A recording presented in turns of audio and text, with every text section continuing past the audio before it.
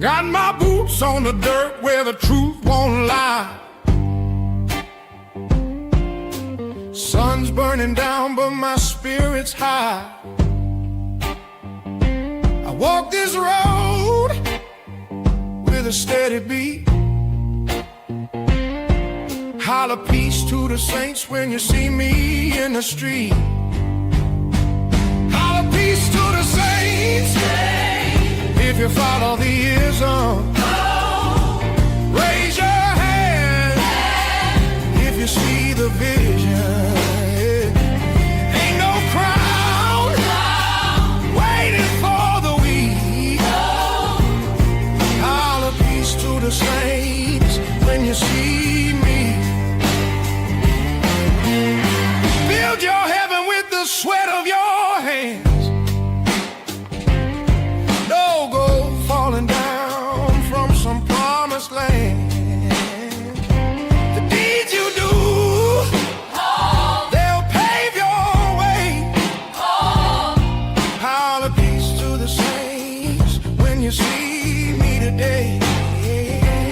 The fire inside don't flicker, don't fade. It's the spark of the word, the love you made. Holler peace to the saints if you follow the ism. Raise your hand if you see the vision. Ain't no crown waiting for the weak. Holler peace to the saints when you see me.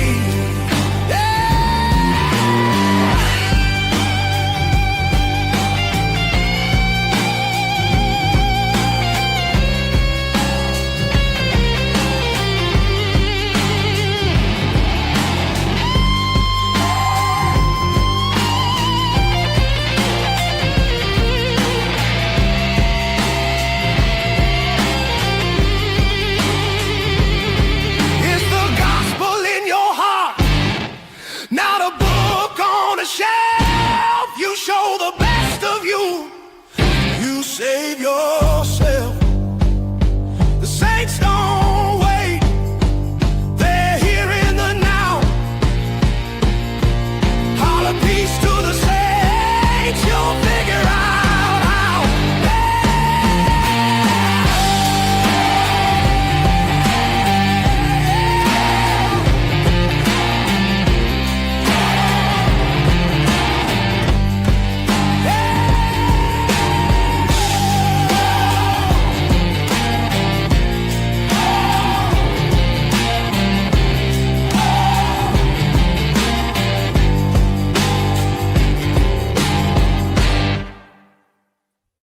Peace to the saints. It's the one and only. It's the big homie. Your favorite YouTuber's favorite YouTuber.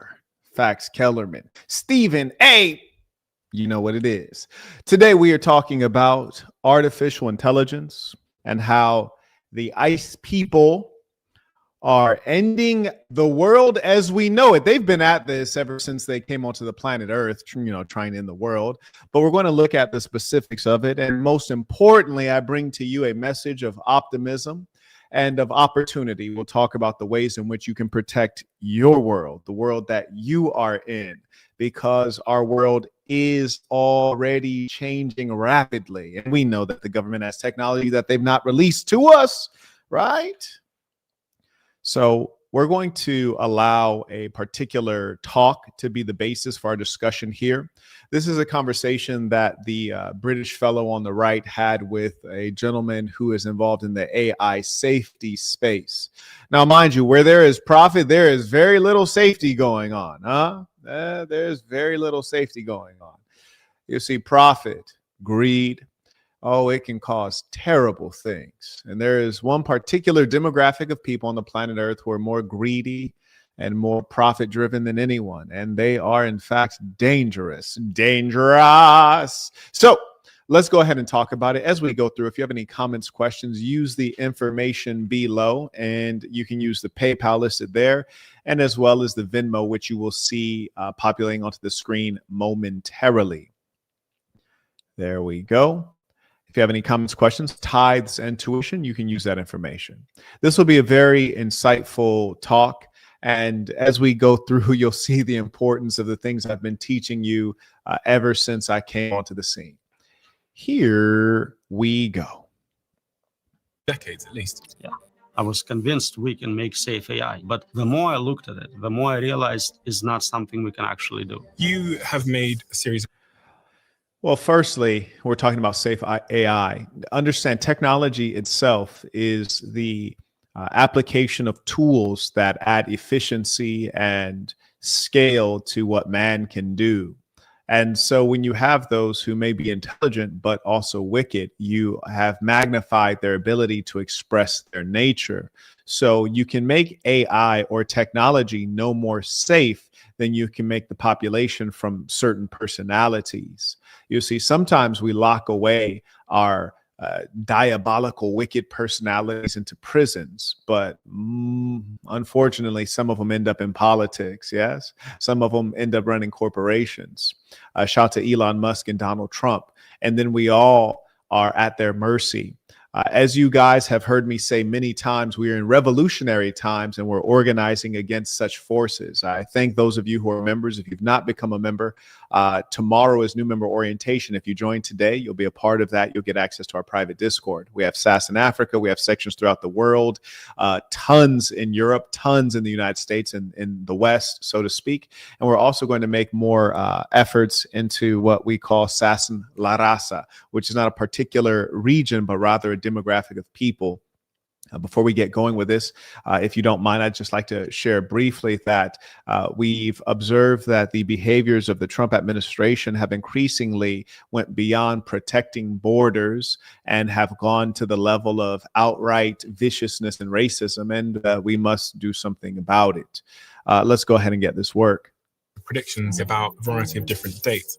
So what is your prediction for 2027? Dr. Roman Yampolsky is a globally recognized voice on AI safety and associate professor of computer science. He educates people on the terrifying truth of AI and what we need to do to save humanity. In 2 years, the capability to replace most humans and most occupations will come very quickly. I mean, I really want to emphasize what he's saying. The truth is AI has already provided a way to replace average people.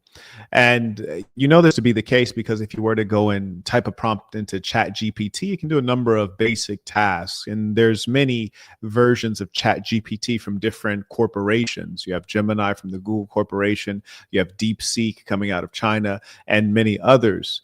And the fact of the matter is that if you were to prompt ChatGPT, or shall we say general intelligence, to write an essay, it could write an essay that would be pretty good.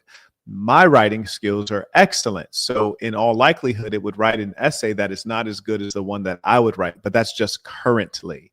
It is currently not that good, but what you'll have access to eventually will be much better than that. So for the time being, people who are well above average in intelligence, you're protected. People who are in highly creative fields, you're protected. But soon there will be no more of that. Soon you will all be on the chopping block, and it will be he who holds the reins of artificial intelligence who will be in control of you and I, unless we make serious preparations. Further, I would like to suggest to you that the government, not just now, but for some time, has put in place, yes, this is live, my dear boy, and just to prove that it's live, you can send in some support using the information below, in as much as there's no one else who can break this down like I can. One, because I actually have business pedigree, reasonable education, significant intelligence, and a background in software. And a lot of experience, mind you. Now, here's the thing. Government has held off industry at a level to protect employment. I remember years ago, I had an office in South Korea in Pangyo, which is like their version of Silicon Valley. And when you would go into a fast food restaurant, You would place your order in an iPad, not with a human being. At the time, America was still using human beings. And then your order would come up shortly. Visually, you could only see one at most two employees. And so South Korea had largely done away with people who do these meaningless, menial, simple jobs. Whereas in the United States, you go through the same fast food restaurant, you talk to an American and they get your order wrong, and then you hand your money over to an American instead of swiping like you would do in Korea every time, no cash. And then you get your order and then it's probably wrong because it was made by some dweeb. Whereas in South Korea, you go order a smoothie and it would be entirely made by machine. You can order a hamburger, it can be entirely made by machine. And often the outcomes would be better unless you needed to do significant customization. But who's really trying to customize at a high level at a restaurant that serves fast food?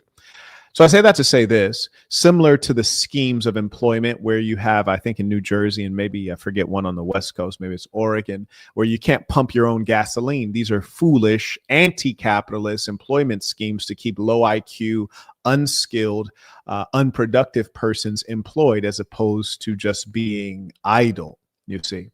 So that has been going on for a long time before AI. Now that we have AI, people who thought that they were smart are now realizing that you are not as unique as Snowflake. You are not as necessary as you once thought. Yes, we're talking about people who can write, people who are academic and who have survived on a liberal arts education. They're also no longer very useful. And this also includes certain skilled persons like video editors or photographers, essayists, and many other skills are completely irrelevant. And in as much as that's the case, you have to ask yourself, well, what does the future hold? Well, there's no doubt that the future holds probably universal basic income, which is to say it'll give every dweeb some amount of money to survive. And then B, it may do something to keep you busy, give you some silly job that's really not a job. And then C, what will remain? Well, it'll be the things that technology, computer, hardware, silicon cannot duplicate, things that are hard to create. So you can fabricate conversation, as you've seen. So that form of connection, you have a lot of psychotic dweebs will have, AI girlfriends. They already do, a couple of them. Then you'll have other dweebs who will engage physically with these robots. Now, I don't believe that the technologists will ever be able to emulate that soft tissue inside of the female vagina, but I know they'll try. So that'll be something that'll always have sellable value, if you will, financial value to be sold. So the P and the HOE will eternally have value in the sense of selling. Then, in addition, many art forms will die largely and become very unprofitable. For example, we're talking about the film industry. What will be profitable when you can create your own films using AI? You can create full-length features. You can create shows using artificial intelligence. No actors need to be paid. You don't even have to write the script. And the celebrity will be largely a thing of the past. It'll be hard to become famous because you'll watch the screens, whether it's a TV screen, computer screen. You won't know if you're looking at a person that exists in real life. You won't be able to tell the difference. So the celebrity will become a thing of the past unless you were famous and well known before AI. Then you have to worry about people stealing your image and likeness and creating fake avatars of you, which the government will be slow to be able to detect and police. Yes. So the future is a fascinating and scary space. You have to ask yourself, what are the threats? What are the opportunities? And the threats are infinite. Cybercrime will take on just new levels. And the opportunities are also significant, but it'll be for a very small slice of humankind. The important thing is to engage in what'll be like the second wave of primitive accumulation, only defined as such in as much as it predates the universal basic income. Because remember, human beings require hierarchy. We require it. People lie about it, mostly women. They claim we're all equal, we're all the same. They don't believe it. No one believes in equality. We all believe in hierarchy. We want to be above something. We want to be above someone. So in as much as that is the case, you have to ask yourself, when you have a universal basic income, meaning no one, listen, no one is broke, then how do you have meaning? Well, then the strategy will be, how do I take some of the money from the other people so that I have more than they do? You know, how do I either sell things to them, or how do I trick them out of their money, or how do I get above? So that'll be the new opportunity, which will be funny because there'll still be people who are broke. They'll be broke due to their vices, smoking, drinking, alcoholism, addiction, and addiction will be rampant. Remember, when you give a person who's unproductive and low IQ time, this is the most dangerous thing to give to them because they're dumb. They're going to do foolish things, you see. So most people will be hooked up to simulations. They'll be hooked up to video games that are fully immersive. They'll be hooked up to adult content, which is also fully immersive. And they'll spend most of their time there just frying their brains. Depression rates will skyrocket. Taking yourself out will as well skyrocket, unless there is a cultural movement against these things and against the capitalists and the governments that drive this. Now, mind you, I'm not against capitalism. However, I am for the preservation of humanity and humankind and humanness. And these efforts will go directly against that. You'll see in the thumbnail, there's an image of essentially an ice monster, representative of all of the things that ail the society. The coldness of one who would replace all humankind with machine kind, the coldness of one who prioritizes profits over all other things, the coldness of he who murders, steals, and does all of the rest, and then calls it okay because it's a war. Yes, those are the persons who are pushing AI right now. And I'm all for technology. My background is in technology. However, I'm against what it's being used for, which is not to create a better world. And frankly, when you have universal basic income, you think people are going to advance, but really people will not advance because it's not going to lift up the floor. No, it's not. No, it's not, because there's always going to be hierarchy. So if we have universal basic income and all of a sudden everyone's earning, say, $80,000 a year as a universal basic income, then all of a sudden a Toyota is going to be $200,000. Yes, come on now. Everything will adjust. The hierarchy will endure. It is, in fact, natural and eternal. We're going to get into it. Let me thank the very first person who came in supporting the work using Venmo. That was Marcus. I appreciate you. He writes, tuition, peace to the saints. Shout out to the real ones. Shout out to the members. We're going to get in deep today, ladies and saints. This is a hugely important conversation. I hope you are paying attention. I acknowledge Charlie came in supporting the work via Venmo. Shout out to Dimitri, writes, peace to the saints. Support from Sass in Atlanta. Looking forward to hearing your thoughts on this topic. God bless. Appreciate you. Shout out to the saints. You dig. And also acknowledge Jonathan. He writes, peace to the saints. Been grinding or gliding, as you like to say. Wanted to ask about your thoughts on the digital ID being pushed internationally and thoughts on Oracle stock. I believe you are looking to monopolize AI entertainment. Happy to elaborate. So number one, with regards to the digital ID, these are the things that I think people fail to fully grasp where I'm going with this movement. You see, you as an individual, you could refuse the digital ID, and the only thing that's going to happen is you're going to be penalized and you're going to suffer. Yes, you're not going to be able to fly. You're not going to be able to get an air passport. You'll have many challenges as an individual. You will be oppressed. You see, the reason that I promote the assassin and becoming a part of this movement is because we cannot resist a digital ID. We cannot resist the theft of our cash and our being forced onto using digital currency owned by the government. We can't resist any of this stuff when we are disparate and we're in an individual atom. We must be unified to do so. So really, the challenge is not the digital ID. The challenge is us being separated. You can't resist the digital ID because you don't have unity and you don't have power as a result. You see, you're either going to have strength by one of two means. You're going to have wild wealth, like, say, an Elon Musk, or you're going to have a huge and strong following, like, say, Gandhi when he was freeing the Indian population. Those are the only two wealths. And if I could choose between one, surely I would choose to have the population of people, strength through unity, wealth through unity. So I say that to say this: the digital ID thing currently, as it stands, being that there is not a major revolution that can fight against this, it is inevitable because the government is pushing it. They have control of the means of production. They have control over everything, really. So in our failing to unite, in thinking that we're not in revolutionary times, we will suffer. That's number one. Number two, says my thoughts on Oracle stock. You know, increasingly, I've not really taken a look too much at the stock market. Let's see what we got here. So I just typed in a simple search for Oracle stock. I'm going to enlarge this for you.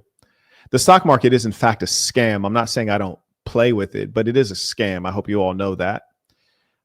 Okay, so Oracle stock today is at $201. For the last year, it's still up 11%. Buy low, sell high. Would I consider this low? Absolutely not.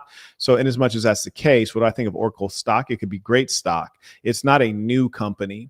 And frankly, I think that you missed the bus on this one. Not to say you can't buy it now, get paid out perhaps dividends or see the stock rise. But me, I'm playing for bigger wins. And so for me, it's not of great interest. So I would pass on that one. He says, I believe they are looking to monopolize AI entertainment. Yeah, I wouldn't be surprised at all. And entertainment is the biggest industry. And that's because human beings occupy themselves with silliness and foolishness, which would be fine, except that we have devils in control. And when you have devils in control, the most dangerous thing is to engage in silliness and foolishness rather than being a serious man. So, you know, within reason. We have Saints weekend coming up, and it's going to be a joyous time. In fact, I have an album that'll be finished very soon. That'll be, you know, good music for Saints weekend, you know, beautiful light holiday music that reinforces our cultural values. That'll be dropping very soon. Saints weekend is a great time to be merry and holly and jolly. But aside from that, you need to be serious. Shout out to Daz. He writes, peace of the Saints. Watched your amazing personal finance conference, budgeting. I've started allocating my money correctly. Do you have top 3 stocks a new investor should look at to grow wealth? That's a phenomenal question. And no, as I don't have the top 3 stocks. And the reason is because that changes. You see, that changes day to day. But what I often do is when I see a golden opportunity, I'll usually speak on it on my lives. If you want to make sure that you never miss that, kick.com, kick.com/Marquette Devon. That's where you'll always be able to make sure that you see me go live. And, or of course, being a member at thesasson.com, thesasn.com, click join. The last 2 stock tips I gave were very profitable. The last one I gave was to take a short position against Rumble. I said the stock would go down. Indeed, it did go down, and it went down on the schedule that I dictated. Further, I stated that you should buy United Health. This was after the CEO was assassinated. The stock went into the toilet. You would have bought it very cheaply, and of course, it rebounded it because it was a giant in American healthcare. It really can't fail. And so you would have made a significant amount of money. I've already bought in and sold out of that particular opportunity. Shout out to Kane. He writes, a large chunk of Zambia's debt is owned by BlackRock. Oh, that's a pity. There is, and mind you, the concept of a government going into debt, this should not even be a concept, really. This is silliness. This is mismanagement. This is not the mandate of government. This is this is following after the devils. You see, the devils on earth, these are persons who would enslave you. What is debt other than slavery? Debt is a promise to pay. If you're promising to pay something, that means you're promising to work. Yes. So the devils, they create havoc on earth. The devils have created all of these illusions, the stock market, an illusion. You're not going to get rich on the stock market. I promise you, 9 out of 9, you're not going to get rich, especially when you're going up against previously, high frequency algorithms. And now you're going up against artificial intelligence. But most importantly, you're going up against your own government. Yes, the people who are supposed to protect you and help you. You're going up against Nancy Pelosi, who has insider information. It's all a scam. So they've created so many scams: college scam, mortgages scam, stock market scam, all of these, cryptocurrency scam, meme coins scam, and it goes government scam. It goes on endlessly. And so my point to you all is you have to understand which of these things are scams, mostly all of them, and ask yourself, am I on the inside or am I on the outside? How do I get on the inside? Or how do I not participate in the system? Or how do I crush the system? That is what you need to understand. Anyways, gentleman writes number 2, something for another time. African man debates younger African as to why Africans. Yeah, I saw that in the last one. I wouldn't engage that at all. That kind of defeatist thinking. Shout out to Constantine, supporting the work by Venmo. Appreciate you. Always coming through. Shout out to Ramon writes, great topic. I was watching a video explaining why the bachelor's degree has lost value with AI being a factor. Peace of Saints. No, the bachelor's degree lost value some time ago, but mostly it's doesn't have value because the concept of bachelor's degree as a generality, this is silliness, right? There's a huge gap between a degree in electrical engineering versus a degree in gender studies. One has extraordinary value, another one has no value at all. So a lot of misinformation has gone on, and that's particularly because the United States has allowed capitalism to get out of control, and it's allowed banks to seek profit at all costs, mostly the cost of your quality of life and your future. And the government has not had significant consumer protections, and they've allowed industry, whatever industry, you name it, to create lies to drive profit. Like, for example, the food pyramid. Huge lie, huge lie. Or the got milk slogan. Should we all be drinking milk? Are some of us lactose intolerant? So that is the problem. May I also acknowledge Ramon. He writes, peace of saints. Hello, Mr. Burton, showing my support. I appreciate you. Thank you to those who do actually show their support. It does mean a lot. And thank you to those who are members. He writes, I also wanted to know your take on how the average man can take advantage of today to have the most leverage in the coming future world of AI that you described. Well, I think the truth is getting ahead now is the key. And there's some things that AI cannot duplicate. It cannot create.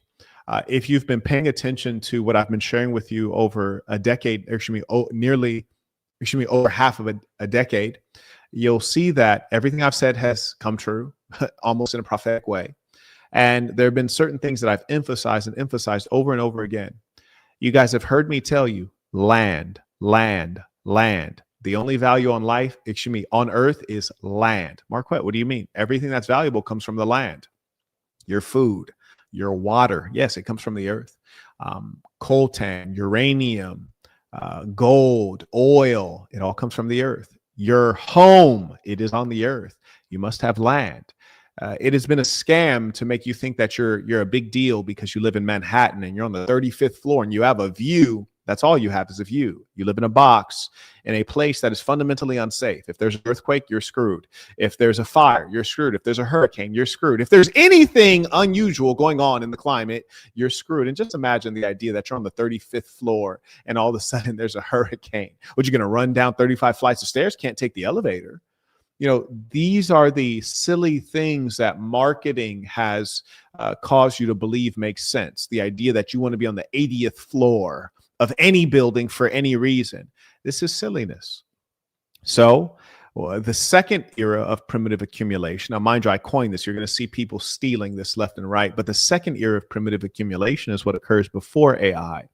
Because what AI is going to do is it's going to make those who are enabled and empowered way stronger and way more effective. And it's going to make those who are not enabled and not empowered or not very intelligent, who don't currently have wealth, is going to make them so small and so irrelevant that it's not even funny. In fact, it's the opposite of funny. It's scary, really. You think that there's a concentration of wealth now. Oh, you just wait. You see, what is ahead of us is truly terrifying. I promise you. And it is against that we must fight. May I acknowledge Nicaragua writes, how likely is war with Venezuela in your opinion, peace of the saints? Well, it seems as though the devils who run this country, the ICE people, they are taking every effort to prepare you mentally with a multitude of lies. I even heard one of them say that Venezuela poses a threat with fentanyl. Well, if fentanyl was a threat to go to war over, we should have been at war with China a long time ago. or perhaps at war with ourselves, at war with our pharmaceutical industry, or at war with the politicians who did not close off the borders. But the fact of the matter is, you could scarcely call this a war. I mean, look at Venezuela. It's been in poverty for the last decade, crippling poverty. The idea that they could muster a proper army is just silly. And then when you compare their population to our population, their technology to our technology, their access to credit to our access to credit, it is just not even a realistic comparison. They don't stand a chance. So war would not be the term. Really, what they're seeking is to pressure out the current leadership. They'll probably, if they're a little more thoughtful, if I were them, and I would never be them because they're devils, I would send in special forces and I'd try to get the president assassinated. That'd be the quicker way, because obviously they've been trying to foment disharmony within. It hasn't worked very well. They've been trying this since Hugo Chavez. And so similar to the Cuba situation in decades past, they've not been able to effectively create a counter movement to go against the government of Venezuela. So with that being the case, I'd send in special forces to essentially assassinate old boy and then let someone else step in there, someone that'll essentially be a puppet. They already have a female leader who's stepping forward to, we're going to have the oil companies in America going to have a field day in Venezuela. Leave it up to me. This is a Venezuelan talking. And I also find it strange that a Christian nation keeps on putting people who, are of a certain group into places in other countries. And also what they keep on doing is putting females into power, which is also a curious thing. Certainly not very Christian of them, not even very traditional. They call themselves conservatives. So we know that there is no true ideology. The only belief or the only God of these ICE people is the almighty dollar or euro or British pound or dirham. And you can't trust them. They are a great danger to all living peoples, namely the good peoples. So anyways, I say that to say this. If any conflict, if it turns into hot conflict, because there is a cold war currently going on with Venezuela, if it turns into a hot conflict, then we will see the Venezuelan leadership eradicated. It may or may not break out into full-scale war, but if it did, Venezuela doesn't stand a chance. It would be comparable to me having a fist fight with Paris Hilton. Those are the chances that Venezuela has, and if you haven't figured it out, they're Paris Hilton in that comparison. Anyways, thank you for that question. It's really a tragedy. And if you ever wondered, how did fill in the blank happen? How did human beings allow fill in the blank to happen? Fill in the blank with slavery, fill in the blank with the Holocaust, fill in the blank with any of the horrible things that have happened in human history. Well, it happened because there was someone like me that was saying, we're in revolutionary times. We have to stop these people. These people are evil. We must get together. And then instead of joining up and doing something, people sat back like, I think I'm going to play another video game. I'm going to binge watch this Netflix series. They were occupied with things that are irrelevant. And the only time that they become unoccupied with those things is when they're the ones being put into the gas chamber. Then they wake up, but at that point, it's too late. This is why we really need to activate SAS and La Raza, because many of us, myself included, may have thought that Trump may have done a good job in the second term, but we see that he has engaged in white supremacist violent behavior, and what they're doing to various groups of peoples in the United States is beyond managing illegal immigration. It went very quickly into the same thing that we saw being done in the Third Reich. And it is really a pity to see, especially my Hispanohablantes are experiencing the fact that just based on looking a certain way, they're being singled out, they're being detained, they're being treated like third-class citizens. And I know there's a number of people, especially some black folks watching like, Marquette, the Latinos don't care anything about you. Let's say that's true. Doesn't make it right to watch them be treated like animals. Let's say it's true. Like if they don't have any morals, that doesn't mean that I shouldn't have any morals. But let's put my morals aside. Let's put your values aside. If we just think strategically, do you think that the devil is going to stop at the Latinos? Do you think so? You think, no, you're next. You might not be immediately next. They might get the Pakistanis first. They might get the Indians. They might get all these other groups, but they're coming for you. Absolutely. So yes, it is time to do something, because this has gone far out of control, so much so that as one who believes in stopping illegal immigration, I still have to stand up against what's being done. Anyways, thank you for that question. Oh, and if you have any ideas for our first efforts with Sasson La Raza, do let me know. We also have Sasson Africa as well that we're pushing. And with Sasson La Raza, I think that our first effort should be pushing a campaign. It's an anti-ICE campaign. It's exposing the nature of the Iceman and the fact that what they're doing is pure evil. It is beyond trying to stop illegal immigration. It really is about making America white again, not great again, making it white again. And America really, truth be told, started off as a black and white place. If you're talking about those who were citizens, you see, many of the indigenous people were not included in America. They were not included in the formal sense as property nor as citizens. And they're really trying to rewind to that time, the Iceman. Anyways, may I acknowledge, shout out to Alvin. He writes, peace of the saints. Number one, minor token of appreciation for the life-improving wisdom you've given. Number two, I aspire to contribute more and in larger amounts as I continue to apply this ism. I appreciate that. Your loyalty is something that means a lot, as is the loyalty of all of our members. It will matter increasingly as we go into more trying times. Shout out to Chris, came in a strong way via PayPal. He writes, peace of the saints, overdue tuition. Fire intro and suit. I appreciate that. Shout out to the saints. How'd you guys like that intro? Oh man, got some great music to release to you. My Afro Latino, I got an album called Afro Latina, and that's my Latin music album. That one will be out in a couple of days, and I'm going to push the Saints Weekend album to publication soon. So keep an eye out for that. Gentleman writes, working on my product-based business in the background, about to send invoices to my resellers and collect the sweet cash. Blessings, Belgian Saint. That's a beautiful thing. And shout out to those of you who have learned product-based business. If you go to school.com, SKOOL.com, I have a course, not even really a course. It's much lower cost than that. It's called How to Create a Product-Based Business with $500 or Less. Shout out to Mackenzie. He writes, peace of the saints, tuition. I appreciate you. Shout out to the real ones. Good game, Mackenzie. Albatar writes, peace to the saints. Yes, indeed. Peace to the saints. Shout out to Nicaragua writes, what's your take on microphone implants to make purchases and to ID people? I believe Amazon has already started this. Oh, not microphone, microchip implants. I wouldn't want it. I wouldn't do it. We're already being monitored quite a bit, and you guys think that you might be clever and that you're beyond the monitoring of government and industry, but in actual fact, the government has full control over you and full knowledge of all things that you think and all things that you do. I want you to know that artificial intelligence and its varieties is smart enough to utilize predictive analytics. And you might know that I used to run a tech company, which was pretty sophisticated tech.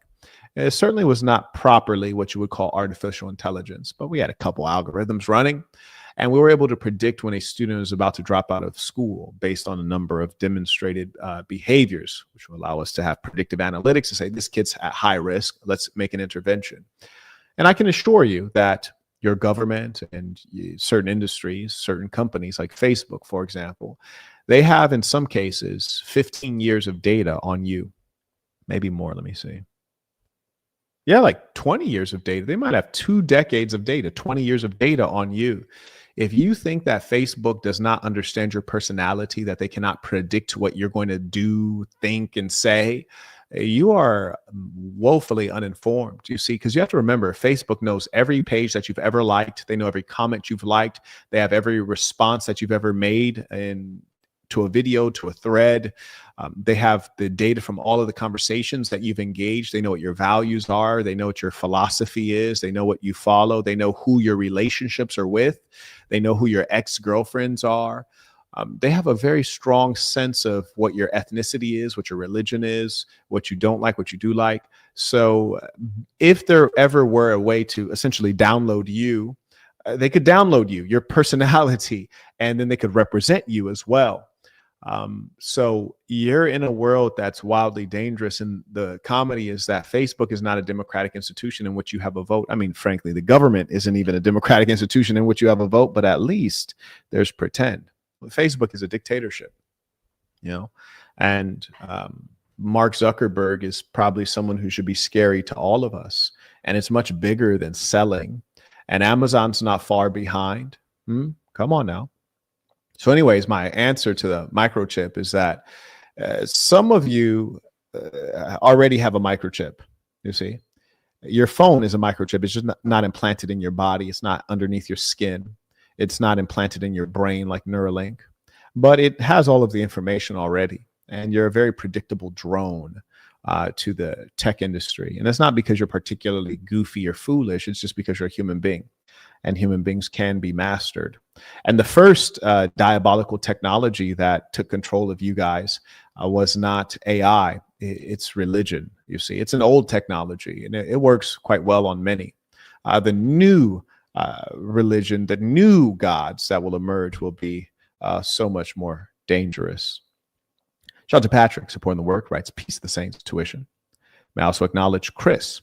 He writes, peace to the saints, overdue tuition. In my industry, Big Four, we're encouraged to use ChatGPT. Some of our competitors even got busted creating entire reports with ChatGPT because it cited fake reports. It's sad to see. Belgians say, oh, absolutely. And this is precisely what I was stating earlier, which is that ChatGPT is as good as an average person right now, you see.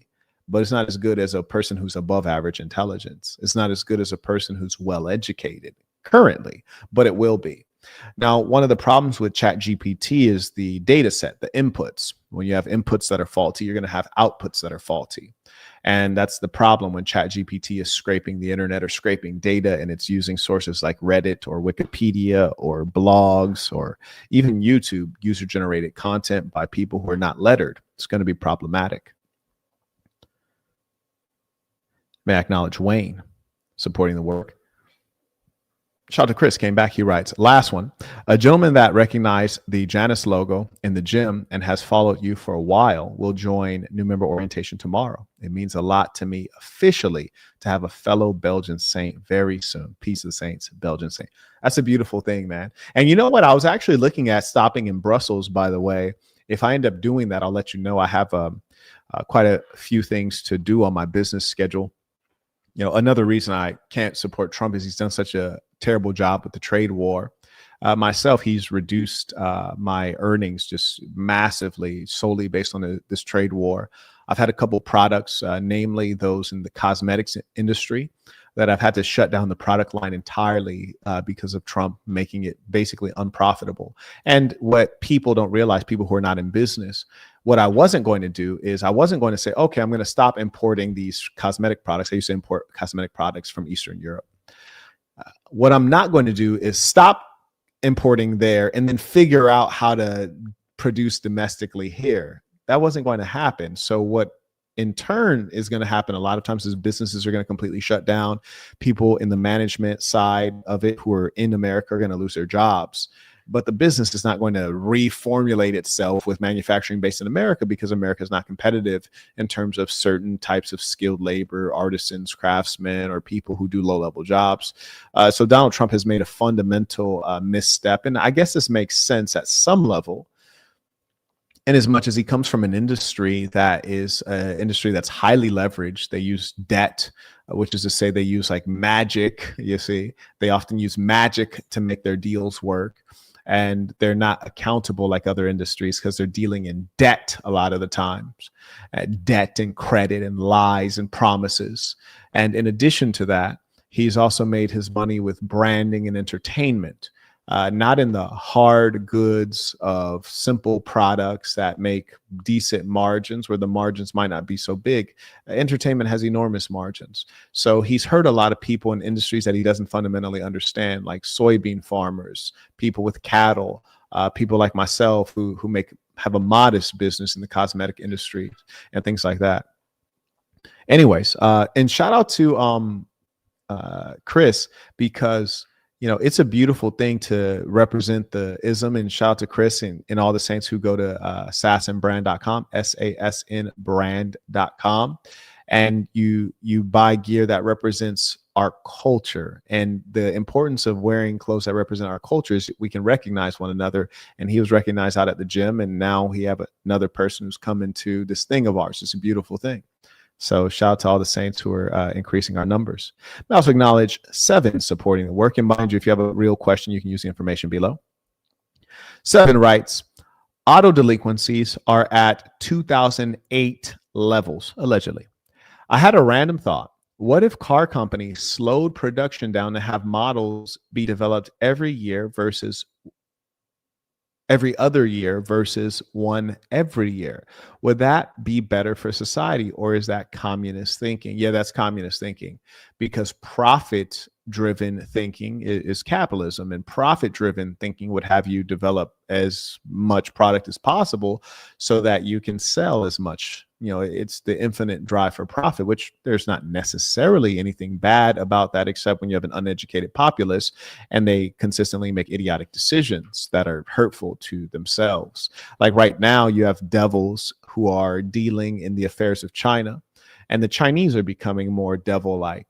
Not to say that communists are angels, they're certainly not, but they're driving their society to reduce their savings rate and increase their consumption rate to drive their economy. So they want to increase their consumption so that they can, kind of deal in this trade war a little bit more effectively, right? If the Chinese save a little less, spend a little bit more, they'll replace the consumption that the Americans are pulling back on due to the trade war. So this is foolish. You should never have a people reduce their savings, which is to say reduce their planning, reduce their nest egg, because at that point they're going to become reliant on the government. The government's no one to rely on, but you think that the government's going to have your back. Nah, they're not. So it's very much so a dangerous thing. But yes, that was communist thinking. And honestly, this ism is so important because you're talking about what's important for people. People don't exist. You need to figure out what's important for you, for your family, for your community. Are you a part of a community? That's why we have the assassin. Because some people say, well, what about Black people? Now, I've served Black people for many years, and every time I needed something, Black people could never help me, you see? So there's no group called Black people. What's the phone number to the headquarters? Where are they located, huh? You see, Black people cannot help you. That's not a real community. And that's an important thing to understand the difference. Shout out to Dominic. He writes, "Peace of Saints Tuition. I sent a voice memo on WhatsApp. Please mute the voice memo, but this is my testimonial. Join the Assassin so you can be around people who will sharpen you up. Do you have any lectures on ruthlessness? I need to rewatch it before and after the debrief." You know what? I have many lectures that touch on ruthlessness. There's one in particular that stands out. It's for the members, and it's called something to the effect of the reason it's good to be selfish. So it talks about selfishness as a good thing. McKnowledge 7, he writes, "I know you like Dave Chappelle, but are there any other intelligent young comedians who have caught your eye?" Oh, absolutely. None whose name I can remember, because they may be funny, but they're not able to engage in the political comedy that Chappelle is able to engage in because he's so legendary at this stage. So no, none that I can name. I acknowledge Jermaine. He writes, "Is it too early to build an AI security business when most companies are adopting AI without proper guardrails? The demand even here yet." Of course, the demand is always there. And the thing is not, can you build an AI security business? The question is, can you build an AI security business? Now, remember, we're talking about high tech. And when I say high tech, I mean high tech. Yes. So, are you qualified? There's a lot of complexity there. Shout out to Jim. Comes in a strong way via Venmo. He writes, "The big homie. Haven't caught you live in a while. Sass in Miami is ready for Saints weekend. Please continue doing what you do best, winning. Love the intro. Holla, peace to the Saints when you see me." That's a beautiful thing. Shout out to Jim. And I remember, I think that was the first time I met Jim, which was at Saints Weekend 2024. And that was hosted at my place in Atlanta. That was really a pleasure. And one thing I remember about Jim that I really admired and appreciated is during Saints Weekend, we have a tradition where we talk about what our goal is for the upcoming year. And most importantly, what we're willing to do to sacrifice to get that goal. And as we were talking about that, Jim had basically addressed one of his fellow Saints. And he says, I don't think that goal is big enough. He had challenged him on it. And he did it with great poise. And I thought, that's a person who cares. That's a man who's thoughtful. And that's also someone who believes in you. I would hope that you all have the privilege of having friends like that. And that's one of the beautiful things about this thing of ours, is, we surround you by good people, good men and women. Shout out to the boy. ballers, Jim is now officially up to a baller alert with his second Venmo. He writes, how do you think AI will influence futures trading and investing? You see, that's the challenge. Now, one, I don't think AI is going to be great at predicting things in as much as human beings are not great at predicting things. And so I think that AI is going to take available data sets and make reasonable inferences, but I don't think it'll ever be genius level. I don't ever think it'll be truly innovative. So there's that. Now, here's the important thing. Will human beings who are not connected to government, who are not connected to a significant technology stack, will they be able to win in those games, in the stock market, in the futures? And no, you're going to lose in paper assets. And the reason is because Elon Musk, if he wants to make money, he can do the following.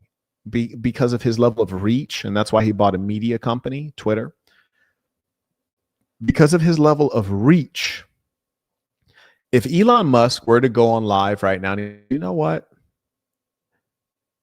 XRP, this, that, and the third, Ethereum, these coins are terrible. And he just goes on a 2-minute rant. These are terrible buys because of X, Y, and Z reason. He could even lie and make up the reasons, and often he does lie. We'd see the values of those start to tank immediately. So what he could do is he could bet against them on the way down, so make money as they decline. And then when they reach a bottom, they start to plateau. Then he could buy them and then wait for the value to rebound, because the decline was just based on his lies. The rebound would be based on the true market value. So with his only with his words, with his mere word, he can manipulate markets. So when you're a whale, you can actually predict the market because you're manipulating the market yourself. And Donald Trump has done the same thing. We've seen him do the same thing during the presidency. It's corruption. So I say that to say this. AI, unless AI is manipulating the market, which it could, or the controller of a significant AI infrastructure, or someone who has reach or can create reach using AI, they can create the market, they can predict the market, they can manipulate the market. But this is not new. It's been going on for many years. No one is, I'm not going to get into a book of dark truths, ladies and saints. School.com, SKOOL.com. Click the book of dark truths. You will understand. He writes, I'd like to believe human input will still be required to be highly successful at it. No. And that's unless the human input is very diabolical and you have resources behind you. That's the most important piece. Increasingly, the individual skill set, the individual talent and creativity will be largely irrelevant. And this is not necessarily new. Remember this, the best rapper doesn't sell the most records. Not the best rapper. It's never been the best rapper. It's always been the best marketed rapper. Me personally, I can name 4 rappers way iller than Eminem. And I was a fan of Eminem when I was in elementary school, which is when he came out. I was a fan because he can really rap. He can really rap. There's no doubt about that. His musicality, terrible. He has atrocious musicality. When he's not with Dr. Dre, his music doesn't sound like music. It sounds like shouting. It sounds like shouting. But I can name 3 rappers better than Eminem. Nowhere near as famous. You probably have never heard of them, so I'm not going to name them because I'm not in the business of, increasing people's fame and wealth who are strangers to me. But it's about marketing. It's about the marketing. It's not about who's the best. It's about who gets marketed, who gets pushed out. AI is a content generation machine. It's an opinion generation machine. It is the bot, and it can flood things and create perspective. Somebody said Black Thought. Knock it off. You tripping. You big tripping. Now you're talking about freestyling. Yeah, I think Black Thought is up there. But his bars is, you wilding for that one, my boy. You big wilding for that one. May I also acknowledge Daz. He writes, peace of the saints. My daily schedule consists of gym in the morning. That's beautiful. Then work for 10 hours. Okay, I see you. After work, normally I'm either training boxing or doing something involving my business. All right. These things are not around women mostly. Any advice on getting 3 a days in with little to no exposure to women?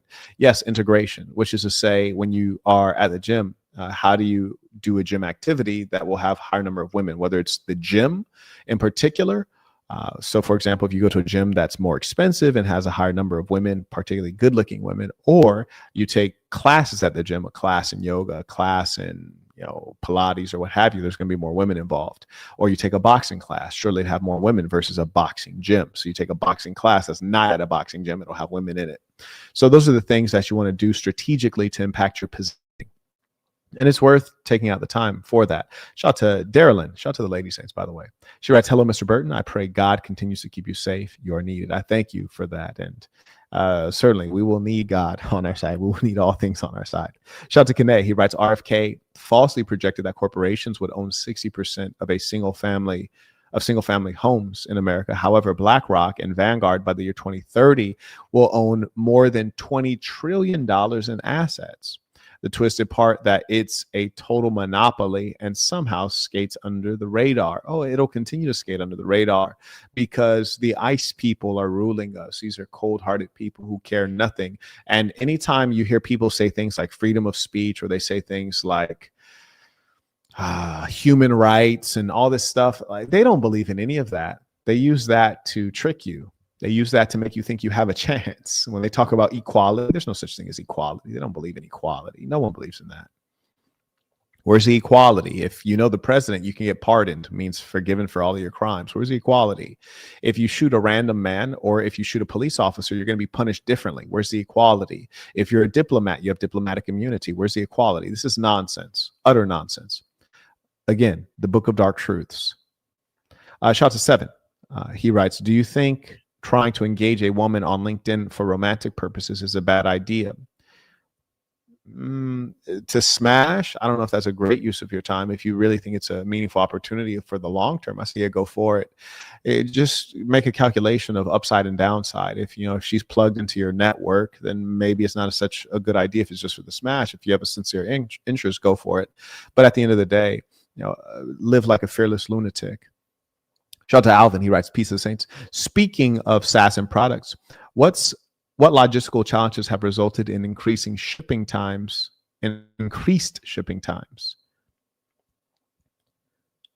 You know what?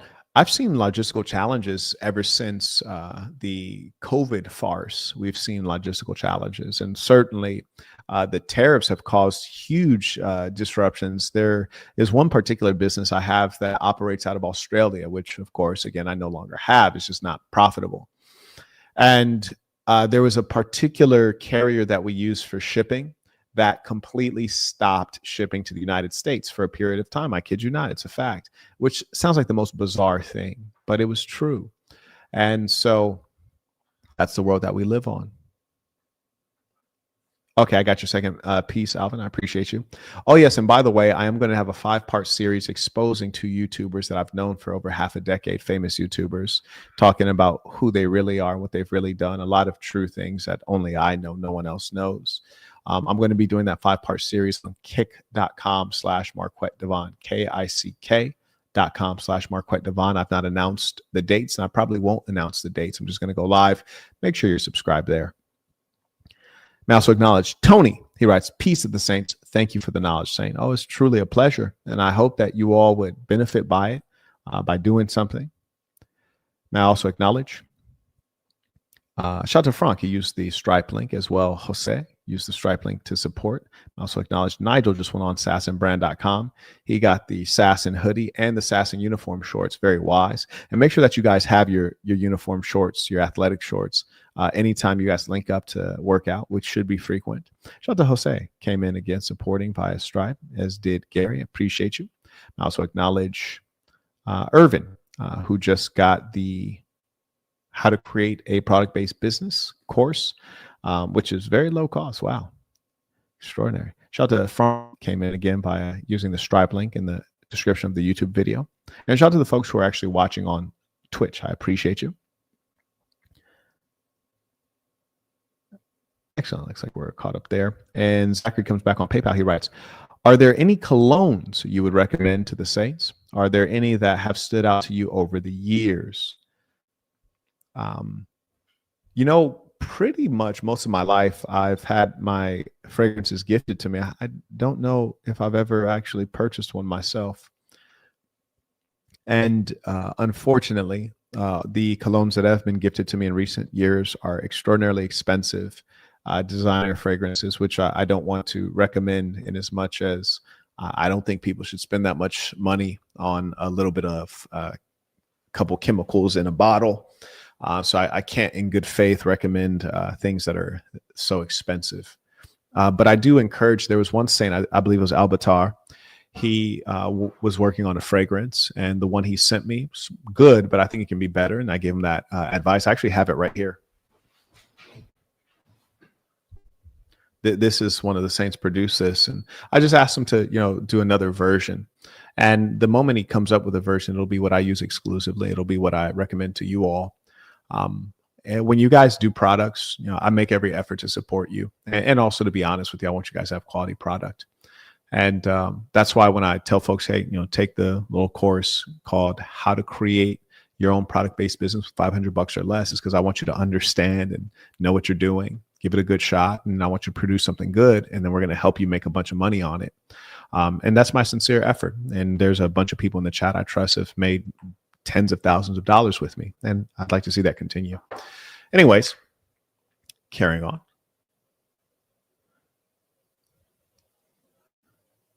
Yes, indeed. Let's work. 5 years, we're looking at a world where we have levels of unemployment we've never seen before. Not talking about 10%, but 99%.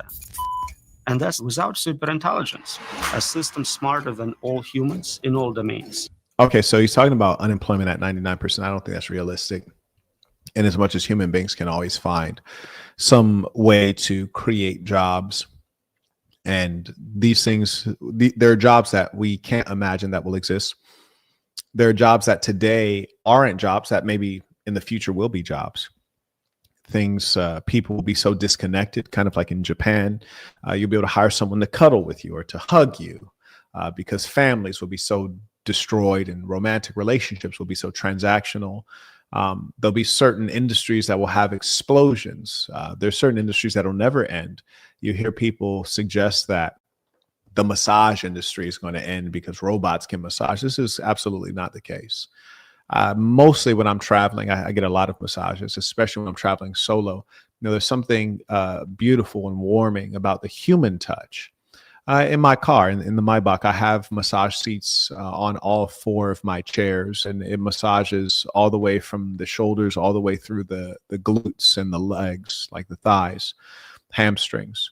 And it has 4 different massage settings. And unlike a human being, it can, use the aerated seats or the heated seat feature while it's massaging, and it is quite good.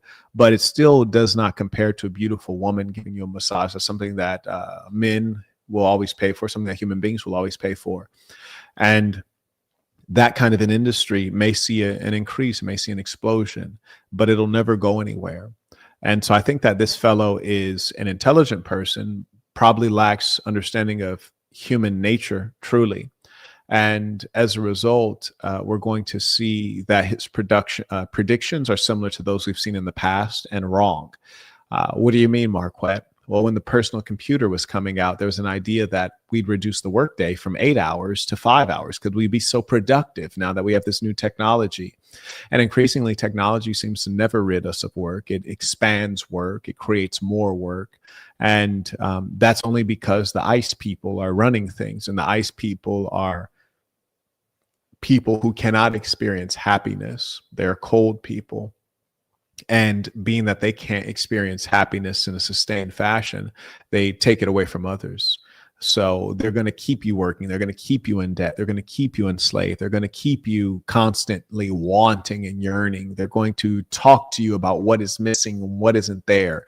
They're going to make you want to be taller. They're going to make you want to be more physically fit looking, not actually physically fit, but just look more physically fit. They're going to sell you the FinFin. They're going to sell you the Ozempic. They're going to sell you all of these solutions that are not really solutions. And you're going to hear these people always making predictions that are doomsday predictions, in some cases because it sells news and it sells advertisement, and human beings are fearful. Fearful human beings will act. Fearful human beings will move. So I think that part of his warnings are reasonable and others are just not accurate. Gentleman writes right here, and I'd like to clarify this because we are an anti-racist movement. anti-racist, you see. So this fellow writes, ICE people, does he mean white? No, I could say white people. I've said white people before, and I don't mean white people. I mean ICE people. I mean people who are devils. Unfortunately, I wish it were that simple. I wish it, but oh, that's a white person. That's a devil right there. We're done here. It's clear. No, I wish it were that simple. You have some black people who are devils. You have some Asians, some Arabs, some Latinos who are devils. I really wish it was just one group of people. Then we could do away with them. But unfortunately, they come in many forms, and they are shapeshifters and they are deceivers. So I wish it were that simple. But no, this is an anti-racist movement. The assassin is for all of the peoples of the earth, all of the good peoples, that is. So it would be better than us at making new AI. But it's worse than that. We don't know how to make them safe. And yet we still have the smartest people in the world competing to win the race to super intelligence. But what do you make of people like Sam Altman's journey with AI? So a decade ago, we published guardrails for how to do AI right. They violated every single one. Now, that was funny. I hate when you hear people like this. We published guardrails. It's like, who's we? Like, you're a person who doesn't matter. The only person who can publish the rules that will be respected is the person who's creating the AI. It's the large tech firms. Maybe it's the government. Everyone else, what you say doesn't matter because you're just a random individual. You're a random individual. So it's just silliness to hear him say something like that. And he's gambling 8 billion lives on getting richer and more powerful. So I guess some people want to go to Mars, others want to control the universe. But it doesn't matter who builds it. The moment you switch to superintelligence, we will most likely regret it terribly. And then by 2045, now this is where it gets interesting. Dr. Roman Yampolsky. Let's talk about simulation theory. I think we are in one. And there is a lot of agreement on this. And this is what you should be doing. He messages all the time in the comment section. Subscribe to the show. Please do double check. Oh, yeah. I want to use this guy's strategy. For those of you who have not subscribed, you might think that you're subscribed, but maybe you're not in some cases. A certain corporation has unsubscribed you. So I'd like to encourage you, if you would, take out some time right now to subscribe on twitch.tv/MarquetteDevon. That's a place that we're live right now. Great place to watch. And before we get into this really deep, let me go ahead and acknowledge some of the folks supporting the work. Shout out to Seven. He writes, actually, I just read that one. That was about the cologne. Shout out to Wayne. He writes, more tuition. Appreciate you. Seven comes back. He writes, this AI topic on this Good Sunday seems to be getting good support. The people are standing up. Indeed, this does seem to be getting good support. Shout out to Clay. And thank you to those who are standing up. And for those of you who have yet to stand up, at the very least, I appreciate you if you hit the like button. It's the least that you can do. Shout out to Clay. He came in supporting the work. Didn't have anything to say. Just wanted to support. I appreciate you. Came back again. Okay. Right on. May I also acknowledge via PayPal, Ray writes, coming from a tech background and knowing what you do you lean more toward emotional and not going all out with it to compete on a level with a government, or do you go Elon level, look upon the masses? Does moving this way, data and analytics almost guarantee success? Thank you. I'm not sure that I understand your question. I'm going to reread that one more time. Coming from a tech background and knowing what you do you lean more toward emotional and not going all out with it to compete on a level with a government, or do you go Elon level, look upon the mass? Yeah, not quite clear on what you're saying. But I thank you for the support. And if you do choose to send that back in, you can use the email below. I will answer it. Thank you. Carrying on. Currently on, because it's quite clear to me that you are on a bit of a mission, and you've been on this mission for, I think, the best part of 2 decades at least. I'm hoping to make sure that superintelligence we are creating right now does not kill everyone. The unfortunate thing is I like this fellow, and I thank him for this interview. He's a smart guy, very successful businessman.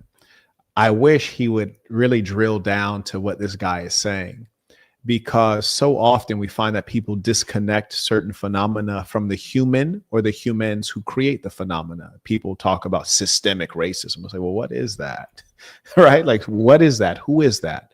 Are the systems racist, or are there people within the system? Are there human beings?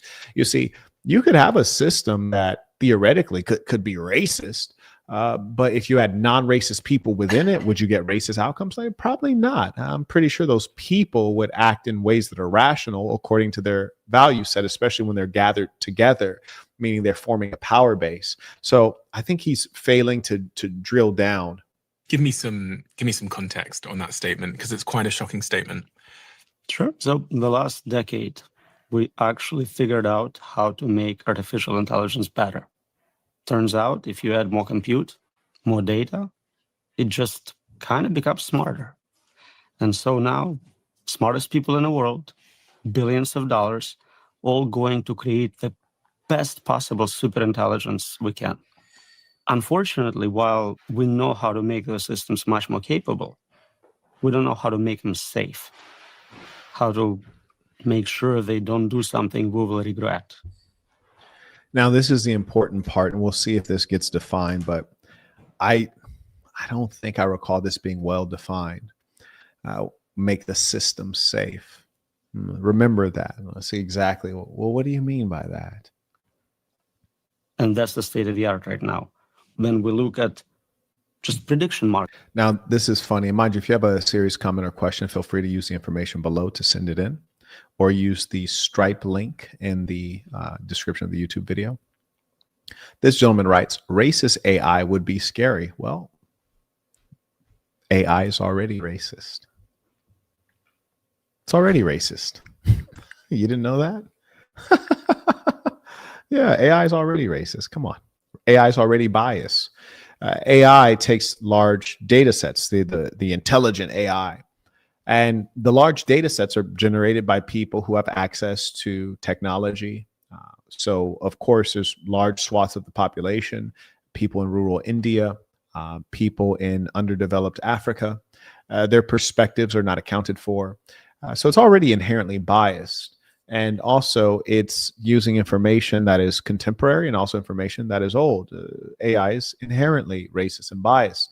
And that should be no shock to anyone. So, these are the important things. I'm glad you said that so that I could clarify, because it's the nature, these kinds of misunderstandings. Like, it's your assumption that there is goodness. It's your assumption that things are right. It's your assumption that things are all well. That is the dangerous part. That's the dangerous part. You think things are okay when they're already not okay. And that is what happens when you are gullible, or you're too trusting of your government. You're too trusting of strangers. You're too trusting of people who don't share a culture with you. Like, for example, let's take middle class or lower class white men. Let's say lower class white men in America. They trust Donald Trump, but they shouldn't. You see, they're too trusting. And so they've given him more grace than he should have. And as a result, they're going to suffer under his administration. I live in the South. I live in the rural South. I live in the Confederate South.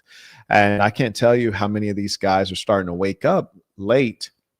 And the only reason the farmers around me are waking up is because they're losing huge amounts of money. That's the only reason. They're not waking up because of intelligence. They're waking up because their ends aren't meeting, going out of business. How soon will we get to advanced AI? The timelines are very short, couple of years, 2-3 years, according to prediction markets, according to CEOs of top labs. And at the same time, we don't know how to make sure that those systems are aligned with our preferences. So we are creating this alien intelligence.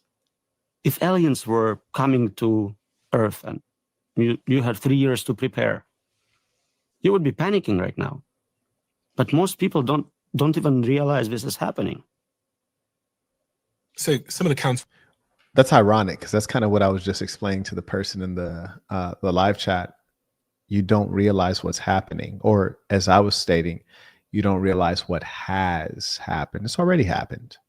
You see, I wish that my grandmother was more intelligent. This is not to say that she wasn't intelligent, but I wish she was more intelligent and thoughtful, and perhaps a grandfather as well, so that she could have imparted certain things to me. When she told me that a hamburger used to be 10 cents, she never explained inflation. She never explained the cause of inflation. And I think, frankly, it's because she didn't understand. She probably knows the government that did it, but she didn't understand the mechanics of such. If she was able to explain those things to me, then I would have come into this world better understanding where the true value is. Yes. Understanding which things do not lose value over time. Understanding how to protect myself and understanding how to make sure that I was prepared for the future. Here's the kicker. If a hamburger was 10 cents when my grandmother was a child and now a hamburger is $5, that's an enormous jump in a bad way. Let's see. Does that mean that maybe the political class did not care about the American middle class or the American lower class? Or how about this, if you like, the majority in America, which would be whites, and the whites have been running America. So it's the same story. So then I could teach the whites of today, the young lower class white men who think Donald Trump cares about them. No, Donald Trump cares about you no more than all of his predecessors cared about you. Because if they cared about you, we wouldn't see that the dollar has damn near no value. And here's the bigger thing that would have never happened. Did you know that it used to be you could buy a house without a mortgage? Yes, it's true. People used to buy houses without mortgages. And I'll let you in on a secret here. And I'm going to make this very simple for people. There was a case that established precedents. And there's a situation wherein there was an attempt to prohibit the building of houses because before there weren't significant regulations and laws against what kind of houses you can build, where you can build them, zoning and all these things. And once that came into play and government could limit houses being built in certain places or the number of houses or the type of houses, and this effort was largely driven by the banking industry to create these kinds of regulations. Now, it's funny because capital usually says that it doesn't like regulation, but regulation benefited the banking industry. It hurt the American citizen. Here's why. Because when you regulate how many houses can be built or how or where they can be built, you're closing off the supply. So when you're reducing the supply of houses, you're increasing the demand. When you're increasing the demand for housing, you're going to increase the price of housing. When you're inflating the price of housing, people are going to need bank loans to buy the houses. So all of a sudden now you need a 10-year bank loan.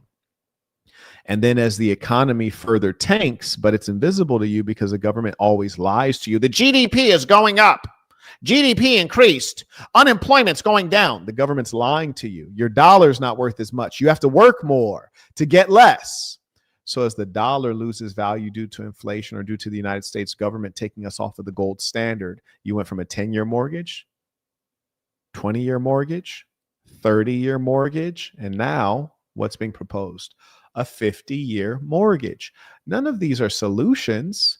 These aren't even Band-Aids. Because a Band-Aid at least puts you in the right direction toward healing. No, sirree, Bob. This is like you showing up to your friend, because the government's our friend. They're here to help. You show up to your friend, you're dirt drunk. You put your arm on your friend's shoulder and say, I can barely stand. I'm dirt drunk. I'm really suffering out here. And your friend said, you know what the best thing is to do, when you're drunk like that? Keep drinking. But I'm not going to pour you a full shot. I'll pour you a half shot. So they give you another shot, pushing you further in the wrong direction. A 50-year mortgage, that's the wrong direction. No one wanted to increase the length of the terms. We wanted to reduce it.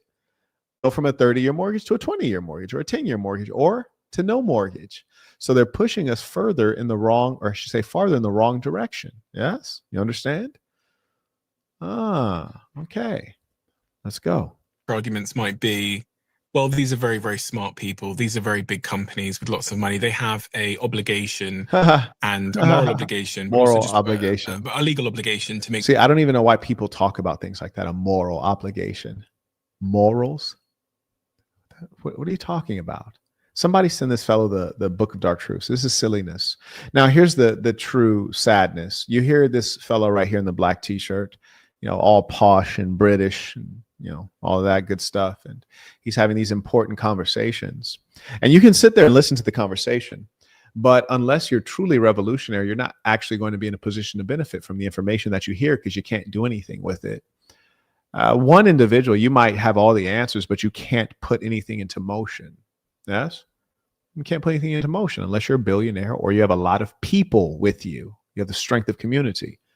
And half of the questions he's asking, he already knows the answer to. And in fact, he knows that the answers are pretty disappointing and bleak. But it doesn't matter for him because he's worth tens of millions of dollars, at least. I wouldn't be surprised if he's creeping up on $100 million. Come on now. And more importantly, he's connected to the right people. He interviews only the top shelf people. Whereas the listeners, they're very disconnected. They're low income, in some cases, unfortunately, low IQ. And so they're going to be taking the worst end of the things that are being talked about. That's a book of dark truth for people who actually want to understand the real world that's going on. Sure, they do no harm, so I'm sure it'll be fine. The only obligation they have is to make money for the investors. That's the legal obligation they have. They have no moral or ethical obligations. Also, according to them, that was wrong. They don't know how to. That was wrong. I was actually invited by the Chinese government. They did an event in Las Vegas, and I was there speaking on basically on tech unicorns. At the time, we had the situation with the WeWork debacle, wherein a CEO basically screwed over, of course, the consumers, but also his own investors, the shareholders. And he took a whole bunch of money for himself and then let the company fall and burn. And so I say that to say, selfishness and greed manifests in different ways and at different levels. And in his case, he didn't even take care of the profits of the shareholders. He took care of himself first. And, frankly, I can't really hate him for that. It was very much a ruthless move. It was quite masterful, really. It was like legal fraud, and he defrauded like the class of people who almost never get defrauded, which is like the money property class. So anyways, that's why there was all these documentaries and conversations about it. And as a tech entrepreneur with a successful business, the Chinese invited me to have this discussion. So anyways, I say that to say this fellow right here is patently wrong because he's suggesting that the only motive is to make profit for the shareholders. Sometimes it's not even for the shareholders. Make profit for yourself as the founder of the company. Mostly you're going to try to take care of your shareholders because you want to maintain good relations with these people, especially if you're not like $1 billion company, because you'll probably need them again. Like, for example, in my case, I was in the tech business. It's a very liberal industry. If I want to go back into the tech business, now mind you, you have to raise millions of dollars to put out a proper tech product and have the marketing to make it successful. Because as I said earlier with the music industry, it's not the best artist, it's not the best rapper that makes it, it's the best marketed rapper. The same thing is true with technology. Some of you have never even heard the term Black Planet. This is what predated MySpace. This predated Facebook. This was like a black social networking technology that came before those. Also, another thing, there's another show called In Living Color. This predated Friends. Friends, hugely popular, one of the most groundbreaking shows in terms of revenue and ratings. And this particular show never got off the ground. In Living Color never got off the ground to mainstream audiences, largely because it was all black cast, but they did the exact same show and they called it Friends. They put in all white cast members and it did really well. Marketing. So, these are important things to understand. The marketing is important. Now, I say that to say this. Once I got into, discussing politics and philosophy and waging revolution in a practical sense, my liberal funders and investors, I can't go back to them and do another tech business. And if I want to do a proper tech business, I know what it takes. It's going to take at least $5 million for us to even start the ball game. If you want to win the ball game, you're going to need tens of millions. To start the ball game, you're going to need 5 million minimum. I don't care what you're building. And I can't raise capital from them because I've said too many reasonable, honest things. You see, I can't raise capital anymore. Because you'll be blackballed. Yes, they don't like to hear certain things. They're very liberal. Most of them are a certain way. Come on now. Do it yet. The state-of-the-art answers are, we'll figure it out when we get there, or AI will help us control more advanced AI. That's insane. In terms of probability, what do you think is the probability that something goes catastrophically wrong? So nobody can tell you for sure what's going to happen. But if you're not in charge, you're not controlling it, you will not get outcomes you want. The space of possibilities is almost infinite. The space of outcomes we will like is tiny. And who are you and how long have you been working on this? That was a really funny and scary note that he just made, which is factual. And I'm going to repeat it because I trust a good number of people may have gotten. Said the possibility of outcomes is infinite. There can be many different outcomes. He said, but the number of outcomes that will be favorable to us, humankind, is tiny. Yes, which is to say, if you just let this, did I say in living color? My apologies. I meant living single. Yes, you guys know I meant living single, not in living color. My apologies. But anyways, he's suggesting that the idea that you're going to let AI just flourish uncontrolled without any real plan, especially an ethical plan, that things are going to go well. He's suggesting, no, sir. Things are not going to go well. Things are most likely to go poorly. I'm a computer scientist by training. I have a PhD in computer science and engineering. I probably started work in AI safety, mildly defined as control of bots at the time, 15 years ago. 15 years ago. So you've been working on AI safety before it was cool. Before the term existed, I coined the term AI safety. So you're the founder of the term AI safety? The term, yes, not the field. There are other people who did brilliant work before I got there. Why were you thinking about this 15 years ago? Because most people have only been talking about the term AI safety for the last 2 or 3 years. Yeah, it started very mildly just as a security thing, playing poker way better than average players. So was there a particular moment in your career where you thought, oh my God? First 5 years at least, I was working on solving this problem. I was convinced we can make this happen. We can make safe AI. And that was the goal. But the seminal work in this field were like, we solved this. We don't have to worry about this. There are patches. There are little fake AI capabilities. It's exponential or maybe even hyper exponential. Progress in AI safety is linear or constant. I want to reemphasize what he just said, or perhaps clarify. He's stating that the growth and development of AI itself is very rapid. However, the ability to regulate or to create safety measures is very slow comparatively, which is to suggest that always you will have the progress of AI outstripping the ability to manage AI. And this is, again, not unusual, except the speed is unusual. It's not unusual that government regulation and law is behind industry developments. That's not unusual, but it's very unusual that government is like miles and miles and miles behind, and they're just being lapped, which is the case with AI, particularly because AI cannot regulate itself. AI will not police itself. So it's almost like the idea of saying, will a millionaire or a billionaire or a trillionaire decide when he has too much money? Well, no, of course, naturally he wouldn't. The gap is increasing. The gap between how capable the systems are and how well we can control them, predict what they're going to do, explain their decision making. I think this is quite an important point because you said that we're basically patching over the issues that we find. So we're developing this core intelligence, and then to stop it doing things or to stop it showing some of its unpredictable. In fact, it's funny that we're talking about AI because this fellow right here, he strikes me as the avatar of the future male. If any of you guys in the chat understand why I'm saying that, he's like the avatar of future male. Shout out to Kyle with Polar Alert comes in by Venmo. He writes, that track was fire.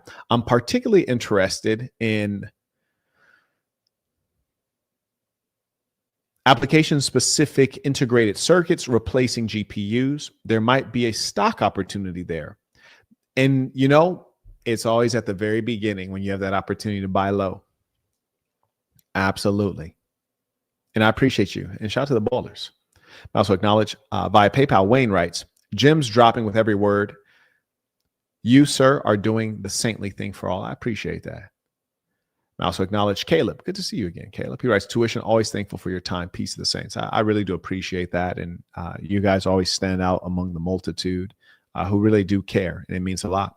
Shout out to Jimmy supporting the work. Use the Stripe link in the description of the YouTube video. Let's work. Predictability or its threats. The companies that are developing this AI are programming in code over the top to say, okay, don't swear, don't say that rude word, don't do that bad thing. Exactly. And you can look at other examples of that. So HR manuals, right? We have those humans, they're general intelligences, but you want them to behave in a company. So they have a policy, no sexual harassment, no this, no that. But if you're smart enough, you always find a workaround. So you're just pushing behavior into a different, not yet restricted subdomain. Again, I'm going to break this down, and I hope no one feels as though I'm being condescending, but rather I just really want you to understand every bit of what's being discussed. He's suggesting that the artificial intelligence, similar to an intelligent human being, once you put a limitation or a rule, that will find a way to get around the rule. And because artificial intelligence will become smarter than intelligent human beings, our ability to manage artificial intelligence, even when we try to patch code on top to limit what it's doing, it'll be nearly impossible. And just to give an example of what a human being will do to get around certain things. For example, the Google Corporation, which is a censorship corporation, they control what you and I are able to say on the internet. So instead of saying the word that starts with Sue and ends with side, we're not allowed to say that word. I could just do this motion.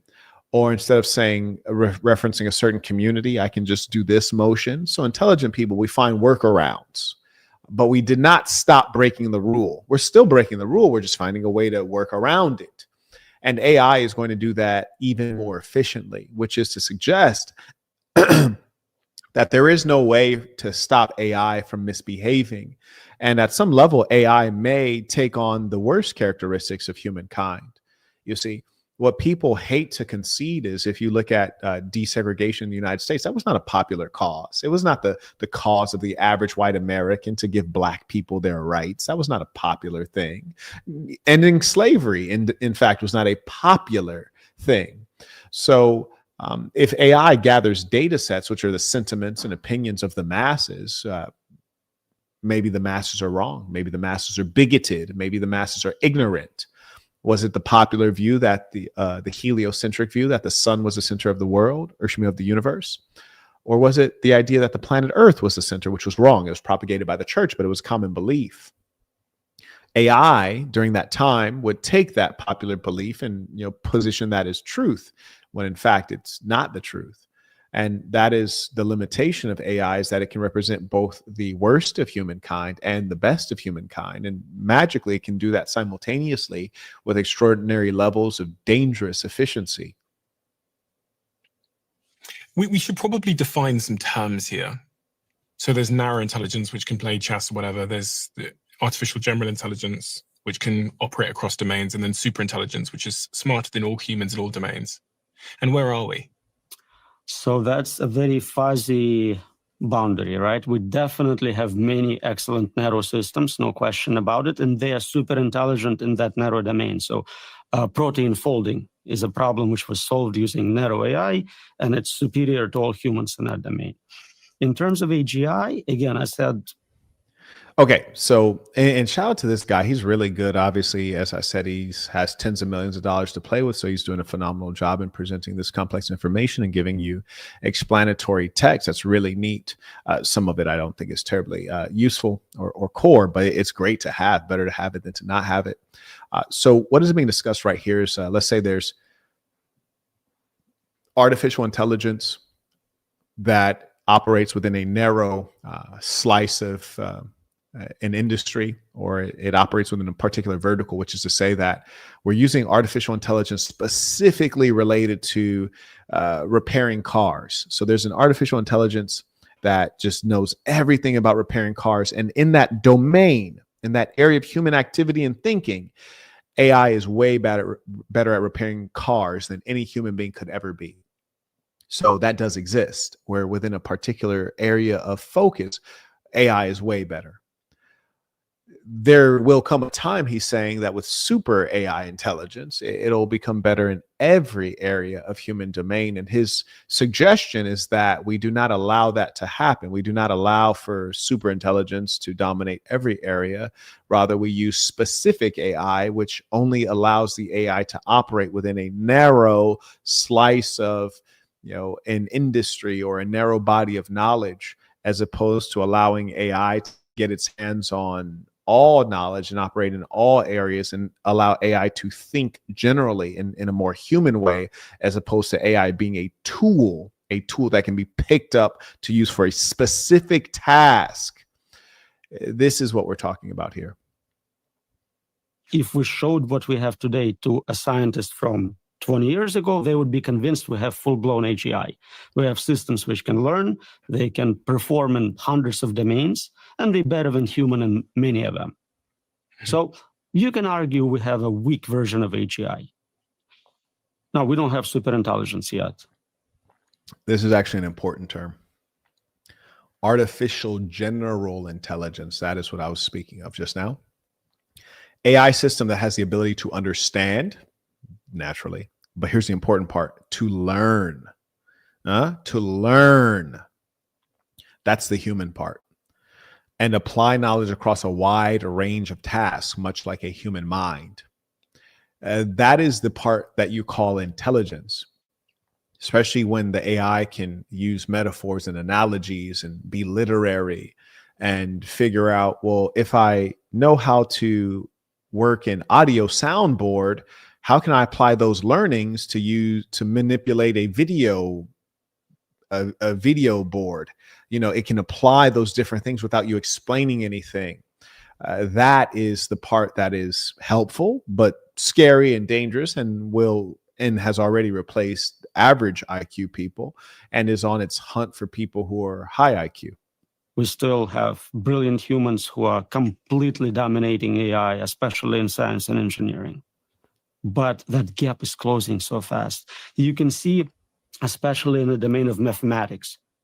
3 years ago, large language models couldn't do basic algebra. Multiplying 3-digit numbers was a challenge. Now, I think that was an exaggeration, but carry on. they're helping with mathematical proofs. Either that was an exaggeration, or maybe he just misstated. I don't know if he meant 3 decades ago. Maybe he said 3 years ago, right? I think he meant 3 decades. They're winning mathematics Olympiads, competitions. They are working on solving millennial problems, hardest problems in mathematics. So in 3 years, we closed the gap from subhuman performance to better than most mathematicians in the world. And we see the same process happening in science and in engineering. You have made a series of predictions, and they correspond to a variety of different dates. I have those dates in front of me here. What is your prediction for the year 2027? We're probably looking at AGI as predicted by prediction markets and tops of the labs. So we'd have artificial general intelligence by 2027. And how would that make the world different to how it is now?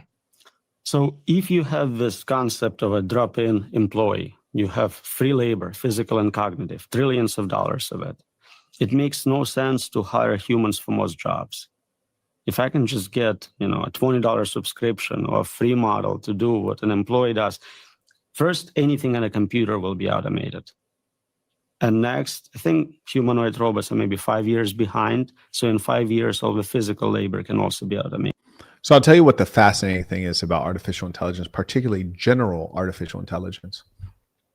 Historically, the economy has seen the people who are less educated or less, the tradesmen, we've seen their jobs being moved out of the marketplace. And the idea was that if you have a bachelor's degree, or if you're a part of the educated class, you're protected. Whereas artificial intelligence, being that it essentially operates within software, within the computer, within that box, it's attacking those persons whose jobs are on the computer, the educated class. So it would be reasonable to suggest that, say, a video editor or a copywriter or an essayist would lose their job sooner than a tradesman, a welder, an electrician. So this is actually unprecedented and new in modern history. And that's what's so fascinating. So we're looking at a world where we have levels of unemployment we never seen before. I'm not talking about 10% unemployment, which is scary, but 99%. All you have left is jobs. So this supposedly he's still talking about 2027, and this is completely wrong. And you'll see that this is true in short order. He's suggesting 99% unemployment. Now they're still talking about the year 2027, just less than 2 years away, really. No, I'm sorry. That's not going to happen for a variety of reasons. So, in fact, I don't think that'll ever happen. And I don't know if he's consciously lying because that makes his story more interesting, or if he actually does not understand history and human nature very well. I couldn't fault him for consciously lying because it's to his benefit. You know, people are going to be far more interested to hear what he has to say if he has a message of fire and brimstone, or he has an extreme message. It's more jarring to the human psyche. That's what gets play. Jobs where, for whatever reason, you prefer another human would do it for you. But anything else can be fully automated. It doesn't mean it will be automated in practice. A lot of times technology exists, but it's not deployed. Video phones. Okay, that's what I just said. It would have been wiser if he'd have said that earlier. I'm going to go ahead and take a pause for the cause. If you guys want to keep it going, we can keep it going.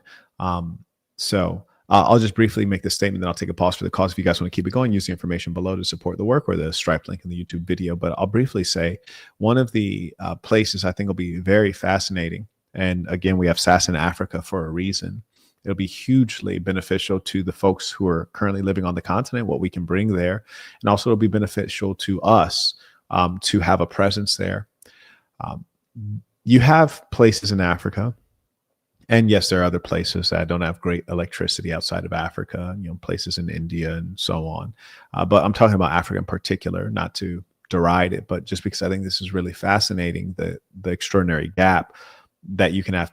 And mind you, I've never been anywhere in Africa that didn't have electricity. I've been in places that have electricity that goes out or is unreliable.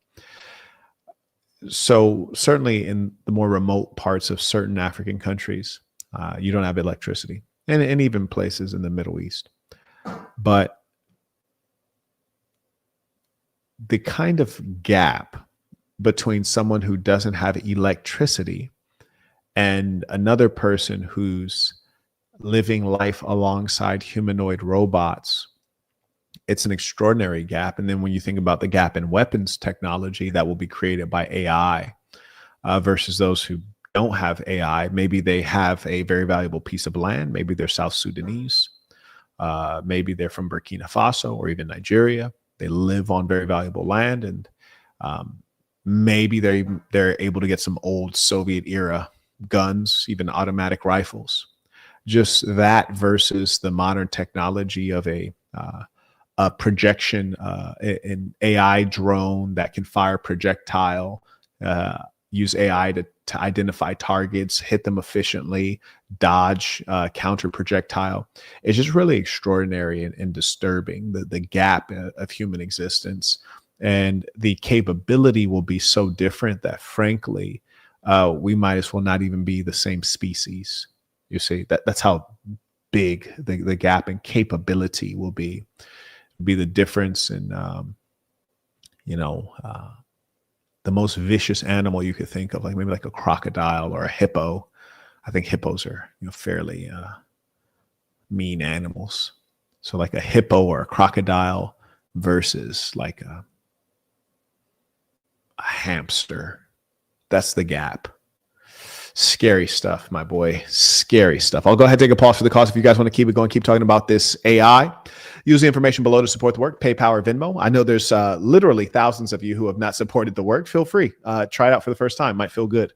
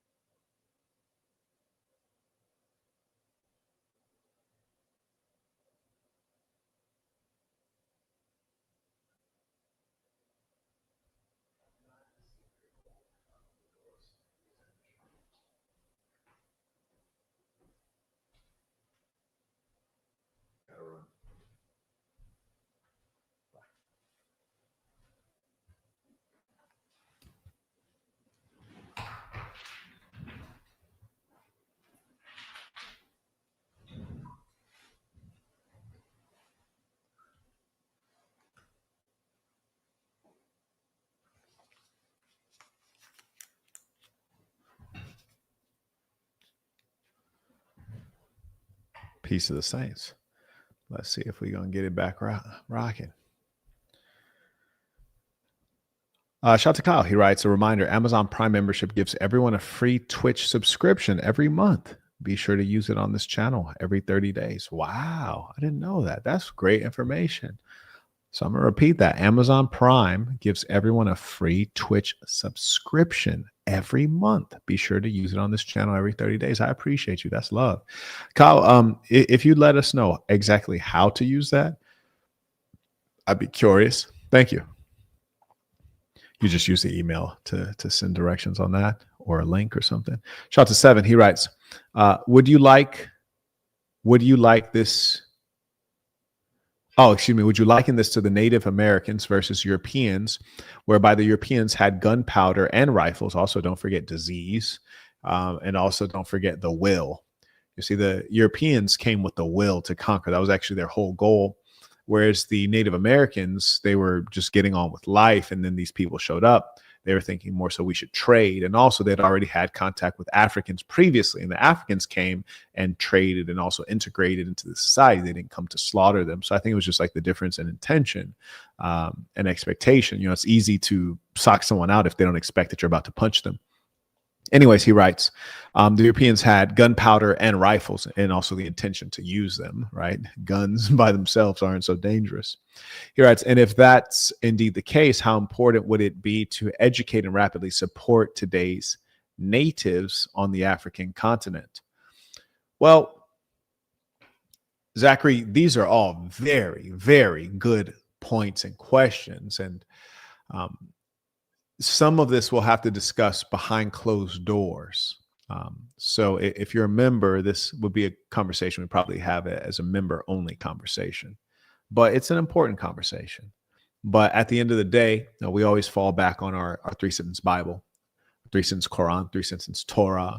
Be yourself, be good to yourself, be good to good people.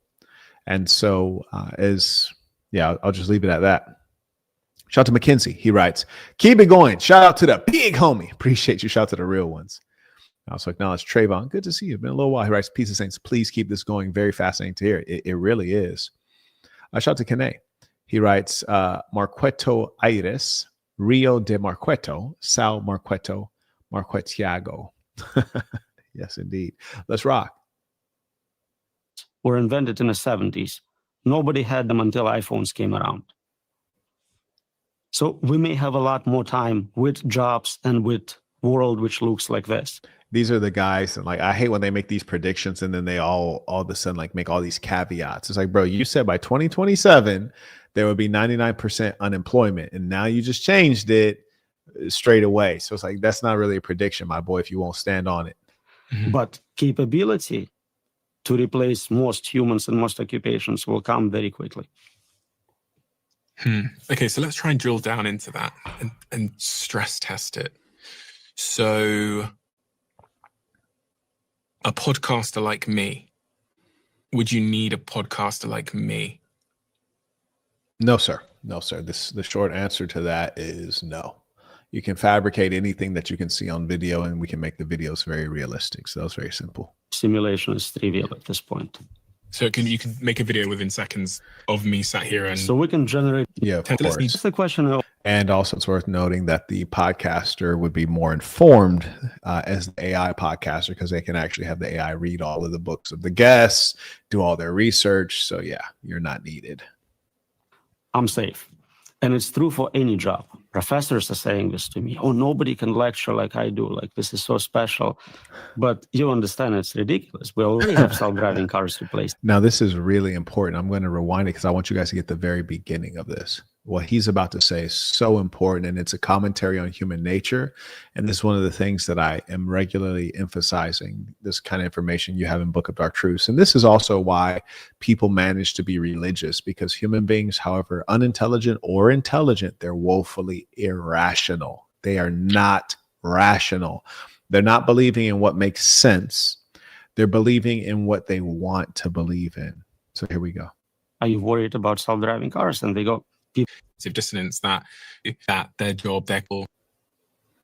You must hear a lot of rebuttals to when you say it, because people experience a huge amount of mental discomfort when they hear that their job, their career, the thing they got a degree in, the thing they invested $100,000 into is going to be taken away from them. So their natural reaction, for some people, is that cognitive dissonance that, no, you're wrong.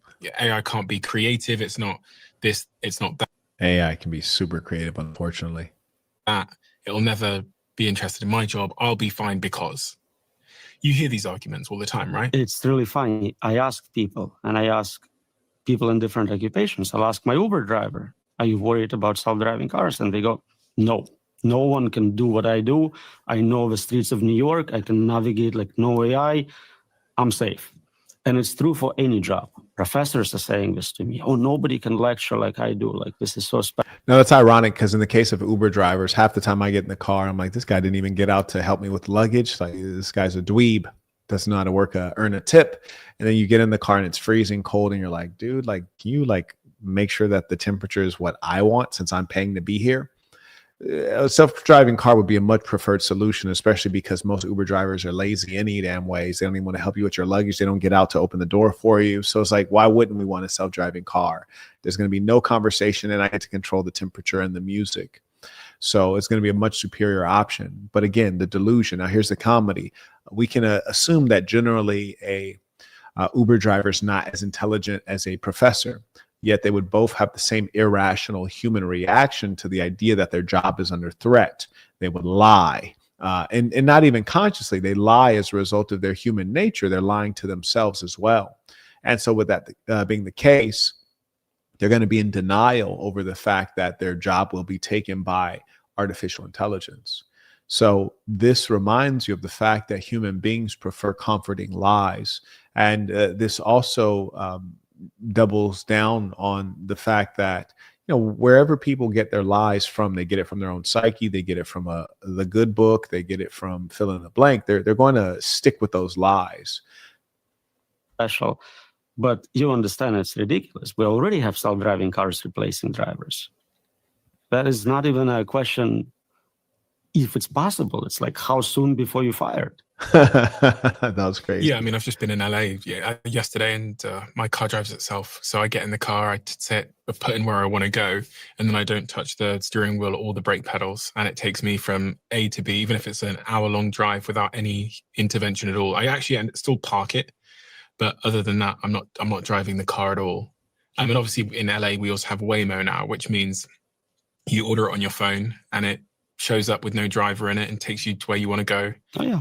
So it's quite clear to see how that is potentially a matter of time. For those people, because we do have some of those people listening to this conversation right now, that their occupation is driving, to offer them and I think driving is the biggest occupation in the world, if I'm correct. I'm pretty sure it is the biggest occupation in the world. Would be one of the top ones, yeah. What would you say to those people? What should they be doing with their lives? Should they be retraining in something, or what time frame? Now, here's a funny thing. So he's acting like he doesn't know the answer to the question. He's asking the most basic question. I'm going to repeat it in more honest language. And this is one thing that disgusts me about the Brits, but I think this is why this guy appeals to a lot of people, because of that softness, you know, that femininity, you know, let's gift wrap everything. But if you don't mind, I'd like to just state this in an honest, rational, straightforward, linear, masculine way. This fellow just said, for the people who are drivers, which is a very common profession, anytime something is common, it's of low value. So they're in a profession that has high levels of competition. Anyone can do the job. What do you recommend to them? Should they retrain? What is the other option? Get fired because you're not a self-driving car? Like, what do you mean, should they retrain? It's not even worth asking. It's just so silly. It's just so ridiculous. But again, this is what's going on. It's the show. Like, he's putting on show here. We're not even dealing in honesty. The guy answering the question knows it's an idiotic question. The guy asking the question knows it's an idiotic question. But the audience, most of the audience is watching. They're like, oh, that's a good question. I was wondering that because I drive Uber. I drive, what's the food one?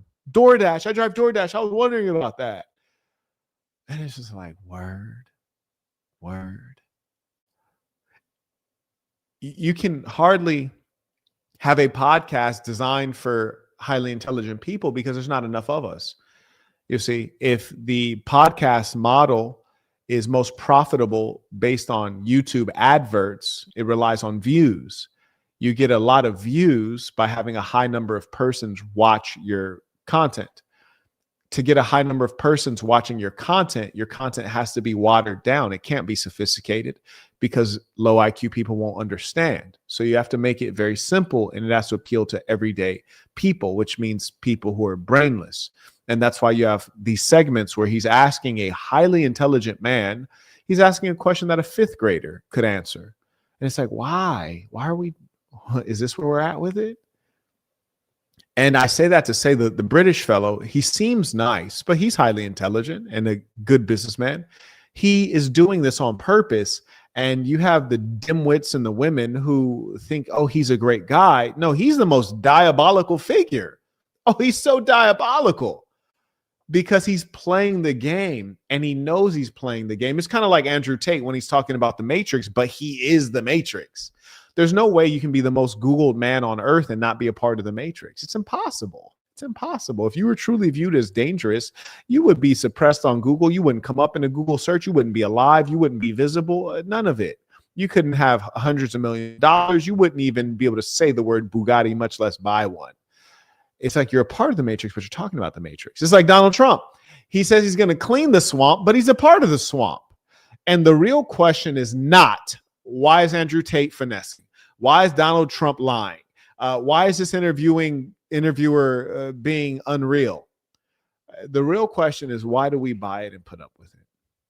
I can't blame the guys I just mentioned. They're getting their bag right. Shout out to them.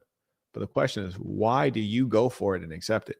Shout out to Wayne. He writes, more tuition for the good insight on this topic. Peace to the saints. I appreciate you. Shout out to Wayne. Akash writes, you can use your monthly Twitch subscription if you have Amazon Prime by clicking the subscribe button, then scrolling down until you see the option to use your Prime gaming sub. Peace of the saints.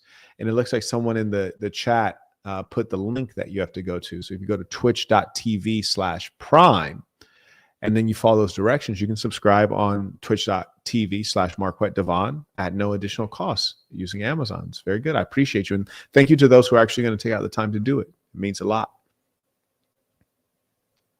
It means a lot.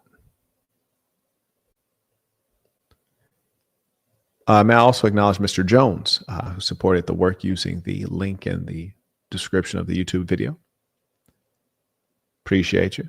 Carrying on. That's the paradigm shift here. Before, we always said this job is going to be automated, retrained to do this other job. But if I'm telling you that all jobs will be automated, then there is no plan B. You cannot. See, that's inaccurate. Many jobs, but not all jobs. Shout out to Frank supporting the work. I think that's a magical oversimplification. I'm not precisely sure why he's exaggerating at that level. I don't quite know. What can you do? Retrain. Look at computer science. 2 years ago, we told people, learn to code. You are an artist, you cannot make money, learn to code. Then we realized, oh, AI kind of knows how to code and getting better. Yeah, see, this is an exaggeration. This guy makes good points, but he's also like hard to trust. Coding is still a phenomenal skill set to have. Somebody tell me which AI is able to deploy a technology.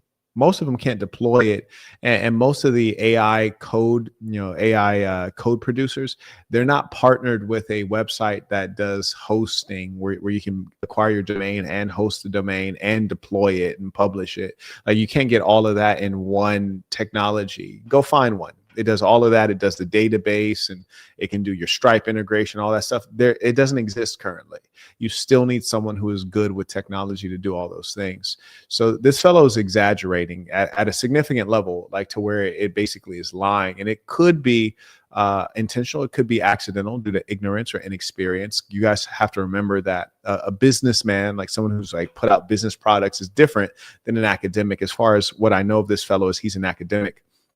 This person put base 44. You're a liar. I've already tried base 44. It does not do all those things. So that's a lie. So please don't lie. Don't guess here. You're doing what he's doing. Nope. You guys are both wrong because I've used base 44. So anyways, and again, that's the problem. And that's why it's so important to deal with people who are trusted and people who are thorough. So it's so important because people will say things and it's not true. Sorry, it's not true. Wish it was. If it was, I'd be on base 44 literally right this moment. If it can do all the things that I just named, it can do your database. It can do integrations with Stripe, which is like the most common payment processor on earth. It can deploy production level work. No, it can't do all those things. You're not gonna find the following. It can manage, manage database. It can do your front end and your back end. It can integrate with real payment processors, and it can do everything for the API. No, that's a lie. So sorry, don't make up lies, please. And this person writes, I think you mean free. No, stupid, I don't mean free. So I think you're lying. In fact, matter of fact, let's test it right now. I'll let you come on and show me. Since you told me that I'm incorrect, I will let you come on and show me right now. Right now, I want to see it. So this person writes, I think you mean free base 44.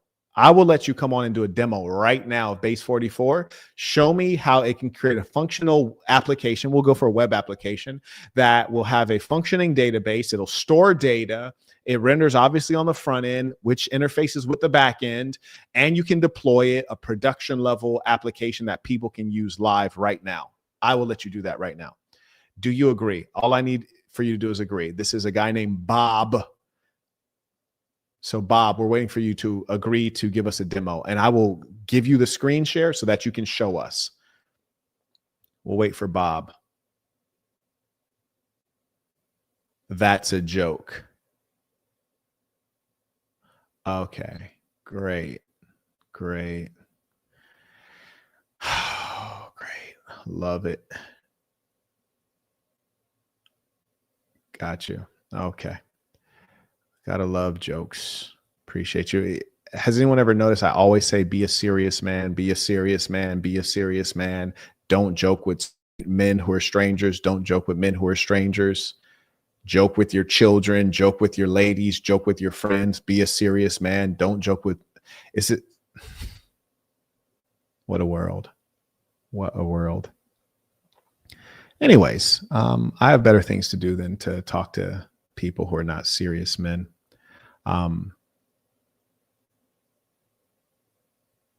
Anyways, there's one person who also said something that may make sense. Let me acknowledge that. This person names Expect Me Out. He writes, can we have a live session where we display AI projects we've launched? Are you a member? If you're a member, I'll let you show your AI project right now. If you're currently a member at the time that I'm asking you this, I'll let you show your AI project right now, because you don't care about we, you care about you, which is fine. There's nothing wrong with that. If you're a member, I will give you airtime right now to show us your AI project. I'll give you a little bit of time to reply. I'm talking to this person right here who wants to show an AI project, and I have no problem doing that. You guys know I do sessions on money and on business and on entrepreneurship, and we'll look through presentations, we'll look through products, we'll give feedback. So give him 2 minutes. Just, yes, I am a member, and I'll drop the link for you to show your project, or yes, I am a member, but I don't have the project ready, which is fine.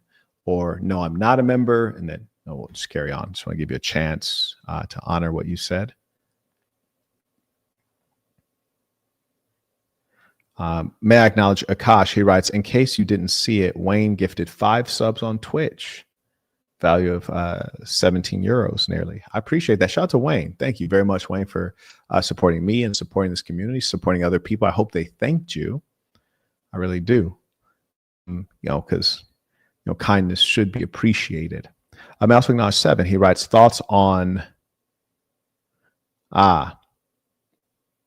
Lovable and other techs. Those technologies, no, I don't consider those full stack.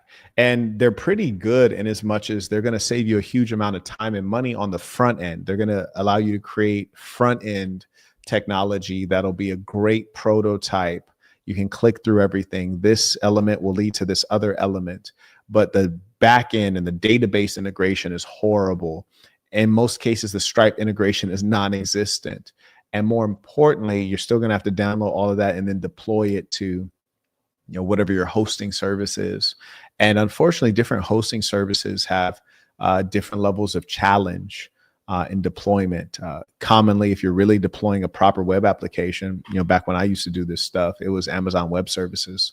And if you say you weren't using Amazon Web Services because you're a newbie and you're using HostGator or DreamHost or something like that, you are going to have challenges deploying it. And even if you reach out to folks who have experience, they may even have challenges using your current hosting solution. So those are some of the finer things that are going to require someone who has experience as a software engineer who has done this a lot of times. Okay, so we see the guy who I gave that opportunity to. Has he followed up? I haven't seen him. Did anyone see this guy right here? The expect me out. Did anyone see him follow up? I know he's still watching because that was just a short time ago that he sent that, just minutes ago. So I'm giving him the opportunity of his lifetime to share his technology in front of thousands of people. And he messaged 5 minutes ago with this one. Okay, he seems to be missing right now. Anyways, shout out to William supporting the work using the Stripe link in the description of the YouTube video. I appreciate you. Shout out to those men who stand up, make their name known. Shout out to those who pay with AO. Okay, so this guy is not showing back up, and I'll tell you guys why he's not showing back up. This person is not showing back up because they're not a member. They're basically asking something for nothing. They're a freeloader. They're asking for something free. They're asking for a stranger, a grown man, to do something for them when they've done nothing for you. We haven't seen this person send in one super chat, $1 for anything. They're not a member. It's just someone saying, hey, give to me, give to me, give to me. And I want you guys to know the reason that we create this community is to insulate ourselves from the devils. Like, that person is a devil. It's the kind of person who will just like take from you. It's the kind of person who's never done anything from you, but they would ask you for something. And within our organization and our culture, our goal is to make sure that we can be around people we can fully trust. Like, for example, I had one of the saints from SAS in Atlanta. He came on down, had some electrical work he could do. And I remember last time I saw him at my place in Atlanta, I said, what do you do? He says, I'm an electrician. I said, okay, I'm gonna make sure I hire you for something. As soon as I got some stuff, I'm gonna hire you for it. And so I reached out to him because I had some electrical items, and I said, hey, I got some work for you. And I live like 3 hours away. He says, oh, well, that's a long drive. I said, hey, figure out what you want to charge me to drive down here and also to drive home, and I'll pay you whatever you want me to pay you to drive. And he says, yeah, can I bring someone with me? I was like, for sure. And then I was like, also I have some other things you might be able to fix if you have the skill set or the interest, just add that to the bill.